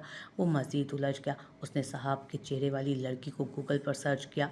और जो कुछ उसे मालूम हुआ दिल चाहा अपना पिस्तौल राना उमर की खोपड़ी में खाली कर डाले। वो घर पर अकेली थी। एकदम लाइट गई। वो डरते हुए बाहर आई तो उसे कोई नज़र ना आया। सईदा माँ, उसने मुलाजमा को आवाज़ दी, लेकिन कोई फ़ायदा ना हुआ। तभी 3 नकाबपोश आदमी उसकी तरफ बढ़े। कौन हो तुम?" नायाब घबराई थी। तीनों ने बिना कुछ कहे अपने नकाब उतारे। एक मरवान, एक मामून और एक राना उमर थे। तीनों उसकी जानी पड़ने लगे। राना उमर उसकी तरफ बढ़ा ही था कि पीछे से किसी कि वो उन्हें पीछे की जानिब धक्का देती सीढ़ियों की तरफ बढ़ी। वो तीनों उसके पीछे लपके थे। वो तेज तेज सीढ़ियों से उतरने लगी कि उसका पाँव मुड़ा। इससे पहले कि वो गिरती, किसी ने अपने मजबूत बाजुओं में थामा। उसके ज़हन में झमाका हुआ। तुराब, वो कहती उसके सीने लगती बेहोश हो गई। जल्दी उन्हें माँ बाप बनने की नवीद सुनाई गई। वो दोनों बहुत खुश थे। अपनी ज़िंदगी से अल्लाह का शुक्र करते ना थकते। लेकिन जल्दी उनकी खुशियों को किसी की नज़र लग गई। हुआ यूं कि रोज़ की तरह वो खाना बनाकर तुराब की वापसी का इंतज़ार करती अपने बेडरूम में अच्छी तरह तैयार होने लगी। बस थोड़े दिन थे, फिर जल्दी वो 2 से 4 हो जाते। डॉक्टर उन्हें बता चुके थे कि उनके ट्विन्स थे। ये न्यूज़ उनकी खुशियों को दुबाला कर। वो आईने में खड़ी होकर सामने सर से पाँव तक खुद के वजूद का जायजा ले रही थी और मुतमईन सी होकर सर से पाँव तक तुराब की पसंद के मुताबिक ढली हुई खुद को बहुत मुतमईन लगी। तभी अचानक उसके कमरे की लाइट गई। पहले तो वो डरी, फिर उसे तुराब की शरारत समझती चुपचाप खड़ी रही। तभी उसे दरवाज़ा खुलने की आवाज़ आई और किसी के कदमों की चाप उसके करीब आकर रुकी। किसी की गर्म सांसें उसकी गर्दन को झुलसाई दे रही थी। वो शर्मगी सी मुस्कुराहट होंठों पर लाए सर झुकाए खड़ी रही। साहब, किसी गंभीरता से कहा गया था, लेकिन वो चौंकी और एकदम दूर हटी। यह आवाज़ उसके तुराब की तो नहीं थी। कौन हो तुम?" उससे दूर होती वो पीछे दीवार से जा लगी। उस आदमी ने जेब से लाइटर निकालकर रोशन किया। उसका चेहरा देखते साहब की आंखें फटी की फटी रह गई। "तुम?" वो इतना ही कह सकी थी सिर्फ। "हाँ, मैं। आज तक कोई ऐसी लड़की नहीं देखी जो मेरी पनाहों में आए और खुश ना हो। तुम पहली लड़की हो जिसने मुझे धुतकारा, जिससे मेरी अना बिलबिला उठी। बल्कि नहीं नहीं, दूसरी। पहली तुम्हारी माँ थी जिसने मुझे धुतकारा था और मौत को गले लगा लिया। जानना चाहोगी तुम्हारी माँ की मौत कैसे हुई? राना उमर से मैंने कह दिया कि जिंदा या मुर्दा मुझे उसकी बीवी चाहिए। उसे बेल्ट से मारने के बाद वो समझा कि राफिया मर गई, इसलिए वो उसे मेरे पास छोड़ गया। लेकिन वो बदकिस्मत थी, इसलिए तो इतनी मार के बाद भी जिंदा रही। पूरे 5 साल जिंदा रही और मेरी दाश्ता।" "Shut up!" साहब चिल्लाई। "कमीने, मैं तुम्हारा खून पी जाऊंगी।" साहब ने तैश में आते उसका गिरेबान पकड़ा, जिससे मुकाबिल की आंखों में भी खून उतरा। "यहाँ तक आने का हक तो मैंने कभी अपने बाप को नहीं दिया। तुम्हारी इतनी हिम्मत कि तुम अभी से मेरा गिरेबान पकड़ो। खमियाजा भुगतना पड़ेगा तुम्हें भी इसका।" कहते साथ ही उसने साहब को एक थप्पड़ रसीद किया। साहब की आंखों के आगे अंधेरा सा छाया। तभी उसने उसके बालों को नोचने के अंदाज में पकड़ा और उसे लिए बाहर की जानिब बढ़ा। वहाँ कॉरिडोर में मामून, मरवान और राना उमर भी थे। उसने साहब को राना उमर के कदमों में ला पटका। "बाबा!" वो बाप को देखकर तड़प कर उसकी जानिब बढ़ी। बाप भी उसकी हालत देख तड़पा। "नौफल, गुस्सा अपनी जगह, लेकिन तुम्हें मेरी बेटी से इस तरह बिहेव करने की इजाज़त नहीं है।" वो साहब को दोनों शानों से पकड़कर उसे अपने सीने से लगाते बोला। बाप के सीने से लगी वो फूट फूट कर रो दी, लेकिन उनकी अगली बात पर वो हैरत के झटके से उनसे दूर हुई। राना उमर बोला, "तुम्हें जो भी करना है जल्दी जल्दी करो। मैं अपनी बेटी को इस तरह तकलीफ में नहीं देख सकता। इसे जल्द अज जल्द इस जिंदगी से रिहाई दो।" जबकि उसकी बात पर वहाँ सबका कहकहा गूंजा। "क्या हुआ बच्चे? आओ ना मेरे पास। मुझसे दूर क्यों जा रही हो?" वो सब आहिस्ता आहिस्ता उसकी जानी पड़ने लगे, जबकि वो पीछे कदम लेने लगी। "देखो, मुझे छोड़ दो। मैं वादा करती हूँ, मैं तुम्हारे बारे में किसी से कुछ नहीं कहूँगी। अपना मुंह सी लूँगी। प्लीज़ मुझे जाने दो। रहम करो मुझ पर। मेरे साथ 2 जिंदगियों का सवाल है। अगर इन्हें कुछ हुआ तो मेरा शोर जीते जी मर जाएगा।" वो उनके आगे हाथ पांव जोड़ते हुए बोली, लेकिन वो यूं ही आगे बढ़ते गए। अचानक राना उमर उसकी तरफ बढ़ता कि वो तेज़ी से पीछे ये देखे बिना कि पीछे सीढ़ियाँ थी, और वो गिरती चली गई। खून से लथपथ वो उन चारों को हंसते हुए अपने पास आता देखती रही। नौफल उसके ऊपर झुका और माथे से निकलते खून को उंगली लगाकर चेक करने लगा। "उमर!" उसने साहब के बाप को आवाज़ दी, "ये मरनी नहीं चाहिए किसी भी हाल में। ये मुझे ज़िंदा चाहिए। लेकिन एक बात याद रहे, ये जब मेरे पास आए तो इसे अपना माजी कुछ याद नहीं होना चाहिए। तुम जो करो, जैसे करो, मुझे इससे कोई सरोकार नहीं। इसने मेरा शेख नौफल का गिरेबान पकड़ा है, इसकी तो मैं वो हालत करूँगा कि मौत से भी रहम की भीख मांगेगी तो मौत भी इसे नहीं मिलेगी। मैं जा रहा हूँ यहाँ से, इसे जितना जल्दी हो सके मेरे पास भेजो। वो ये कहकर निकलता चला गया। थोड़ी देर बाद गाड़ी के टायर चरचराए तो राव ने उसे ज़ख्मी हालत में पुकारा। फिर वो उसे आता दिखाई दिया। उसे गोद में लेता वो उसका गाल सहला रहा था, तभी किसी ने उसके सर पर भारी शय से वार किया।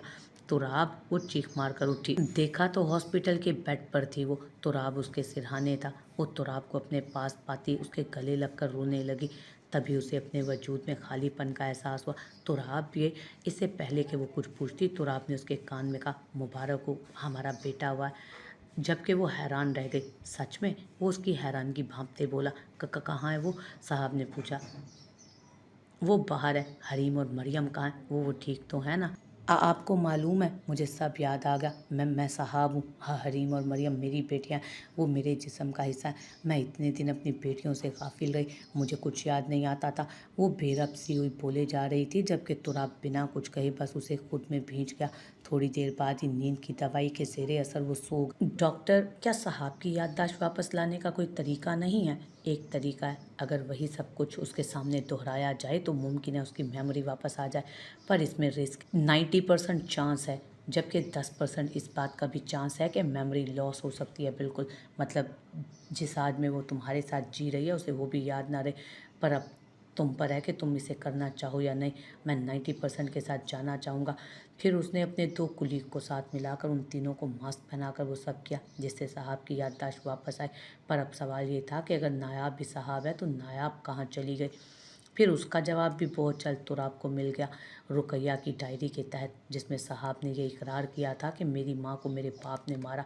वो राना उमर के अरेस्ट वारंट लेकर राना उमर के बंगले पर पहुंचा, जहां उन्हें मीरा माँ की लाश मिली। क्योंकि साहब के भाग जाने के बाद अब नायाब का भी एंड मौके पर भाग जाना राना उमर को शक में डाल गया। इसलिए उसने फुटेज में मीरा अम्मा को नायाब के साथ देखा, इसलिए बहुत बेरहमी से उनका कत्ल कर दिया। उन्हें रस्सियों से बांधकर खूब तशद्दुद का निशाना बनाया गया। यूं गुस्से में राना उमर अपने पाँव पर कुल्हाड़ी मार गया। जगह जगह नाकाबंदी की गई, कहीं जगहों पर छापे मारे गए जहां से राना उमर का काफ़ी काला पैसा, स्मगलिंग का सामान और लड़कियां पुलिस ने बरामद की। लड़कियों के बयान से साबित हुआ कि उन्हें गैर कानूनी तौर से दुबई ले जाकर वहां शेखों के मुंह मांगे दामों में फ़रोग कर दिया जाता। यूं एक के बाद एक शिकंजा राना उमर और उसके साथियों के गिर्द कसता चला गया। बिलाखिर उन्हें गैर कानूनी तौर पर बोट के जरिए दूसरे मुल्क जाते हुए पकड़ लिया गया। उनका इरादा यहाँ से ईरान, वहाँ से इंडिया और फिर वहाँ से बाहर और दुबई जाने का था, लेकिन ऐन वक्त पर बड़े छापे ने उन्हें मुंह के बल गिरा दिया था। पुलिस स्टेशन में खुद तुराब ने हर एक पर काफ़ी हाथ साफ किए थे। आखिरकार राना उमर ने इतराफ़ किया कि उसका इरादा तो साहब को मारने का था, लेकिन दुबई के एक अरबपति शेख जिसका नाम डॉन था, उसने साहब को ज़िंदा रखने को कहा। इसलिए नाचार उसकी जगह उसकी बहन नायाब को मारा गया और साहब की सर्जरी करवा के उसे डॉन की गर्लफ्रेंड का चेहरा दिया गया और नाम नायाब, क्योंकि सबको यही मालूम था कि राना उमर की 2 बेटियां, लेकिन उनकी दूसरी बेटी को किसी ने नहीं देखा था, हत्ता के सर्वेंट्स ने भी। वजह वो शुरू से बाहर ही रही थी, वहीं सारी ज़िंदगी गुजारी। सिर्फ साहब ही जानती थी कि वो उसकी हमशक्ल है। उसे उसी दिन इमरजेंसी में राना उमर ने बुलवाया जिस दिन साहब ने 2 जुड़वां बेटियों को जन्म दिया। नायाब को बेहोशी का इंजेक्शन लगाकर साहब की जगह लिटा दिया गया और साहब को वो वहीं से दुबई ले गए, जहां डॉन की ज़ेरे निगरानी साहब के चेहरे की सर्जरी की गई, क्योंकि डॉन की महबूबा उस वक्त कोमा में थी और वो बहुत सी जायदाद की अकेली वारिस, जबकि उसको डॉन की असलियत का पता चल चुका था। इसलिए डॉन ने उसको मारने की कोशिश की, जिसके नतीजे में वो कोमा में थी। डॉन को उसकी जायदाद तभी मिलती जब उसकी अपनी गर्लफ्रेंड से शादी होती, वरना उसके मरने की सूरत में सब ट्रस्ट के नाम चला जाता। साहब को उसका चेहरा देकर वो उसे रोज़ डोज देते थे ताकि वो अपनी पिछली ज़िंदगी भुला दे। फिर राना उमर ने उसके ज़हन में तुराब के ख़िलाफ़ बातें भरना शुरू की, जिससे उसे यकीन हो गया कि वो नायाब है और जो मर चुकी थी वो साहब है जिसे उसके बहनोई ने मारा। उनका प्लान था कि मरवान के साथ निकाह करके साहब को दुबई ले जाकर उसे डॉन नौफल के हवाले करेंगे। साहब को मार कर नायाब को जिंदा रखने की एक वजह ये भी थी कि राना के बाप ने अपनी सारी जायदाद उन 2 बेटियों के नाम कर दी थी। साहब से तो प्रॉपर्टी के कागजात पर वो सिग्नेचर करवा चुका था, लेकिन नायाब के आउट ऑफ कंट्री होने की वजह से उसकी ये ख्वाहिश पूरी नहीं हुई और उसे मारना पड़ा, जबकि उसके नाम पर जो जायदाद थी उसमें एक ऐसा प्लॉट भी था जिसकी कीमत अरबों में थी। जिसे देख राना उमर के मुंह से राल टपकने लगी। उसका इरादा साहब से नायाब के नाम हुई जायदाद पर साइन करवाने का था, और तभी न जाने उसके जहन में क्या समाई कि वो पासपोर्ट चुराती दुबई से पाकिस्तान आ गई और यहाँ आकर हॉस्टल में रहने लगी। साथ यूनिवर्सिटी भी एडमिशन ले लिया। उसका मकसद अब तुराब से बदला लेना था। जबकि वहाँ नौफल डॉन को जब उसके पाकिस्तान जाने का पता चला तो वो बहुत गुस्सा हुआ। जबकि राना उमर ऊपर ऊपर से बज़ाहिर परेशान, जबकि अंदर से खुश था, क्योंकि जायदाद के पेपर पर साइन करने के लिए उसका पाकिस्तान होना लाजिम था। ये उनके वकील की डिमांड थी। इसलिए उसने नायाब के नाम का खुफिया पासपोर्ट वगैरह भी बनवा रखा था कि कभी भी उसकी ज़रूरत पड़ सकती थी, जिससे शेख नौफल लाइल्म था। 1 महीना तो डॉन ने राना उमर को अपनी कैद में रखा था। फिर अपने 2 खास बंधु शेख मामून और उसके भाई मरवान के साथ राना उमर को पाकिस्तान भेजा, उस बेस पर कि जल्द अज जल्द साहब उसके पास दुबई में हो। लेकिन यहाँ किस्मत अपना खेल खेल चुकी थी। वक्त फिर से उन दोनों को करीब ले आया। गो के वो खुद अभी इस सबसे अनजान थे, लेकिन वो ज़्यादा देर अजनबी नहीं रह सके। उससे ज़्यादा दखल तुराब का था इस बात में। वो शादी की पहली सुबह ही जान चुका था कि वो उसकी साहब है, और उसका यकीन सच्चा साबित होने लगा। जीत उसके प्यार की हुई थी। तमाम गवाहों और सबूतों को मद्देनज़र रखते यह अदालत मुलजिम राना उमर को फांसी की सज़ा सुनाती है, और साथ ही उनके साथियों पर कड़ी से कड़ी कार्रवाई का फैसला कर सुनाती है। अदालत के फैसले पर कटहरे में खड़ी साहब, जिसने राना उमर के खिलाफ बयान दिया था, शुक्रगुजार हुई। आज वो अपनी माँ और बहन के सामने सुरखरू हुई, जिसने उनके कातिल से उनका बदला ले लिया था कत्ल का। तो राब लपक कर कटहरे में आया और अपनी जान से अजीज़ बीवी को खुद में भेज गया, जो अपनी माँ और माँ जाई की बेकसूर मौत पर फूट फूट कर रो रही थी। कितनी बदनसीब थी ना वो, बिल्कुल अपनी माँ की तरह। उसकी माँ भी 2 जुड़वां बहनें थी, एक साथ दुनिया में आई, लेकिन जब इस दुनिया से गई तो दोनों को भी आखिरी वक्त एक दूसरे का दीदार नसीब नहीं हुआ। उनके साथ भी ऐसा ही हुआ। दोनों साथ आई थी दुनिया में, लेकिन उसे पता ही ना चला कि कब नायाब उसे छोड़कर चली गई। दुख तो ये था कि उसे ज़िंदा रखने के लिए उसे बेकसूर मारा गया, और फिर उनके साथ भी ऐसा ही हुआ। दोनों साथ ही इस दुनिया में आई थी, लेकिन उसे पता ही ना चला कब नायाब उसे छोड़कर चली गई। दुख तो ये था कि उसे जिंदा रखने के लिए उसे बेकसूर मारा गया, और फिर उसे अपने एक कत्ल का बदला लेने के लिए भड़काया गया। इन सब में नायाब कहाँ थी? वो एक खामोश किरदार था उसकी ज़िंदगी का, जिसके जाने के बाद पता ना चल सका। वो घर से भागते वक्त अपनी माँ की डायरी इस आस पर मीरा माँ को दे गई थी कि नायाब को भी उस जैसे हालात का सामना न करना पड़े, उसे सबसे पहले मालूम हो। लेकिन वो क्या जानती थी कि मीरा माँ की वो डायरी वापस उसे ही मिलेगी। यानी वो अनजाने में ही खुद की खुद ही मदद कर गई थी। 15 दिनों की रिमांड में रखने के बाद बिलाखिर वो तीनों अपना जुर्म कबूल करने पर तैयार हुए। इन सब में राना उमर ने बहुत हाथ पैर मारा, लेकिन इस बार वो बुरी तरह फंसा था। सारे सबूत उसके खिलाफ थे। यही नहीं, मामून और शेख मरवान ने भी कबूल किया कि उनका बड़ा हेड शेख नौफल है, जो उनको लीड करता है, जिसकी वजह से दुबई की पुलिस से रब्ता किया गया, जिससे मालूम हुआ कि वो पहले पुलिस की हिरासत में है, क्योंकि उसकी महबूबा कोमे से होश में आ गई थी, जिसने उसके खिलाफ पुलिस को गवाही दी, जिस पर उसे पहले ही 10 साल काले पानी की सज़ा दे दी गई थी, जिस पर नौफल चिल्लाया कि उसे फांसी की सज़ा दी जाए। साहब के दिल से ये बोझ भी हट गया कि उन्हें अपनी माँ के कातिल को सज़ा नहीं दिलवा पाए। तो रात की संगत में वो खुशी खुशी अदालत से बाहर आए। मीरा माँ, आपने ठीक कहा था, अल्लाह एक हद तक ही जालिम की रस्सी दराज करता है।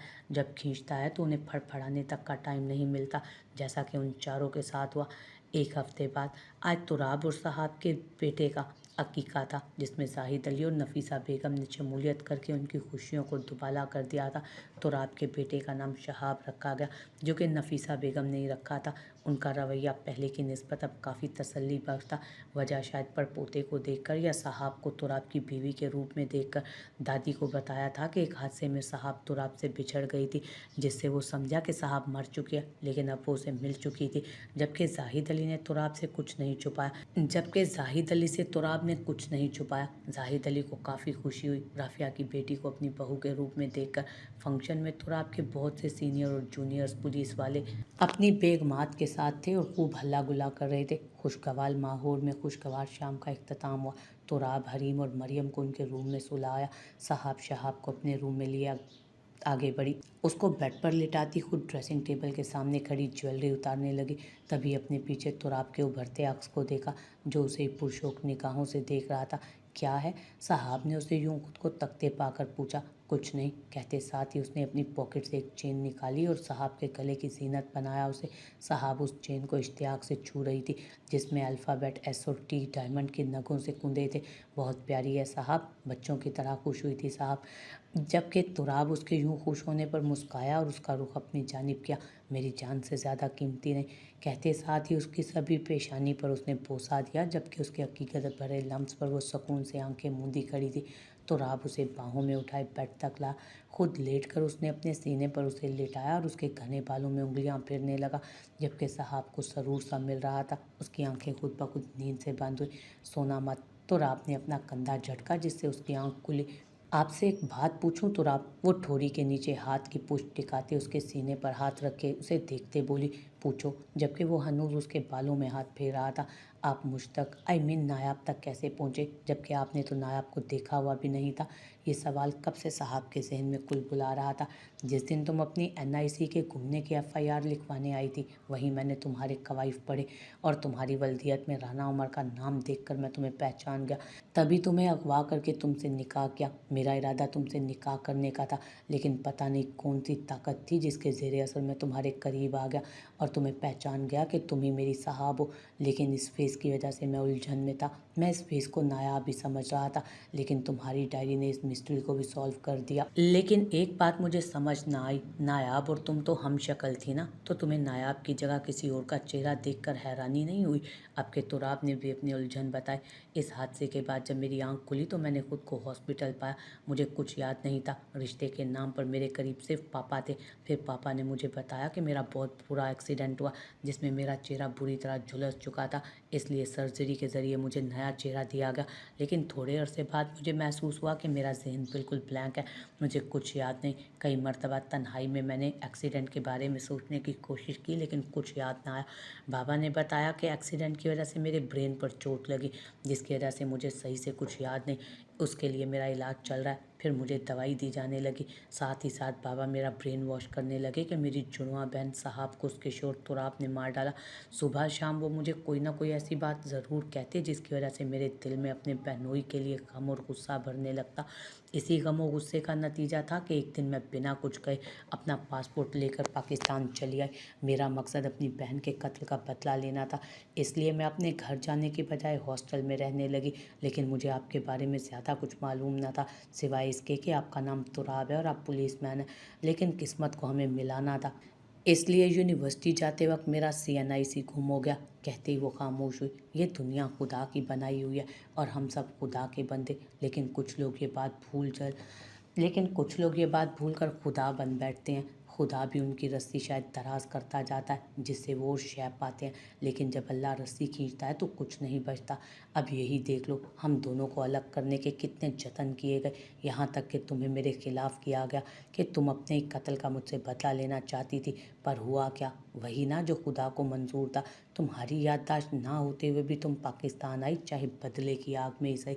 फिर तुम्हारा शनाख्ती कार्ड का गुम होना, तुम्हें देखे बिना ही मेरा तुम्हें पहचान लेना, हमारा निकाह, सब मानो एक ख्वाब का सा था। और ये सब इसलिए कि अल्लाह ने हमें मिलाना था। राह खुद ही बनती चली गई और फिर हम कैसे दुश्मनों से एक दूसरे के राहे दिल के मकीन बन गए, पता ही नहीं चला। तो राब उसकी आंखों में देखता, गंभीरता से बोला और उसे साथ लिटाता उस पर झुका ही था कि दरवाज़ा धड़ाम से खुला। तो राब फ़ौरन से साहब के पहलू में गिरा। साहब भी पल में उससे दूर हुई। बाबा, हम आज आपकी मम्मा जानी के और गुड्डू के साथ सोनेंगे। गुड्डू नाम उन दोनों बहनों ने ईजाद किया था, मरियम ने आते साथ ऐलान किया। हाँ बाबा जानी, हरीम ने भी सर इस बात में हिलाया। अच्छा, आप कहाँ सोएंगी? बेड पर तो मम्मा और गुड्डू की जगह है। तो राब ने बेचारगी से कहा। मुश्किल से तो साहब उसके हाथ लगी थी, जिस पर भी उसकी परियां पानी फेर गई थी। अब तो राब की बात पर दोनों के मुंह लटक गए। हरीम, मरियम, बाबा से कहो जगह दिल में होनी चाहिए, बेड काफ़ी बड़ा है, हम सब एडजस्ट हो सकते हैं। साहब ने उन दोनों के लटके मुंह देखे तो कहा, जिस पर वो दोनों पुरजोर सी बेड की जानी पड़ी। जबकि तुराब ने साहब को आंखें दिखाई, जिसे साहब बड़ी खूबसूरती से नज़रअंदाज करती दोनों परियों की जानिब देखने लगी, जो अब बेड पर चढ़ चुकी थी। साहब ने मुस्कुराकर उनका वेलकम किया और शहाब को बेड के साथ रखे पींगे में डालकर मरियम और हरीम को अपने और तुराब के बीच लिटा जिस पर तुराब ठंडी आ भरकर रह गया। तुराब ने हाथ बढ़ाकर साहब की कमर में हाथ डाला और पुरसकून सा आंखें मूंद गया। थोड़ी देर बाद वो सभी मीठी नींद सो रहे थे। तुराब को जाग आई तो उसे एक शरारत सूझी। तुराब की आंख खुली तो उसे शरारत सूझी। वो अपने साथ लेटी हरीम को उठाकर अपनी साइड पर सुला गया और मरियम को भी ऐसे ही किया। अब वो दोनों के दरमियान में, जबकि बच्चियां उनके अतराफ में सो रही थीं। अब वो इजी होकर साहब को अपने साथ लगाए सो रहा था। साहब उसकी गिरफ्त पर हल्का सा कसमसाई मगर फिर सो गई। सकूने रूह हो तुम्हारे बगैर अब गुजारा मुमकिन नहीं है। वो सरगोशी करता उसका सभी चेहरा और उसका रद्द-ए-अमल सोचता। खूबसूरत सी मुस्कुराहट लबों पर सजाए नींद की वादियों में खो गया। जबकि खिड़की से बाहर चांद ने अंदर झांका। उन्हें यूं सोते देखकर उनके हमेशा खुश रहने की दुआएं करता पुरसकून होता। बादलों की ओट में जाता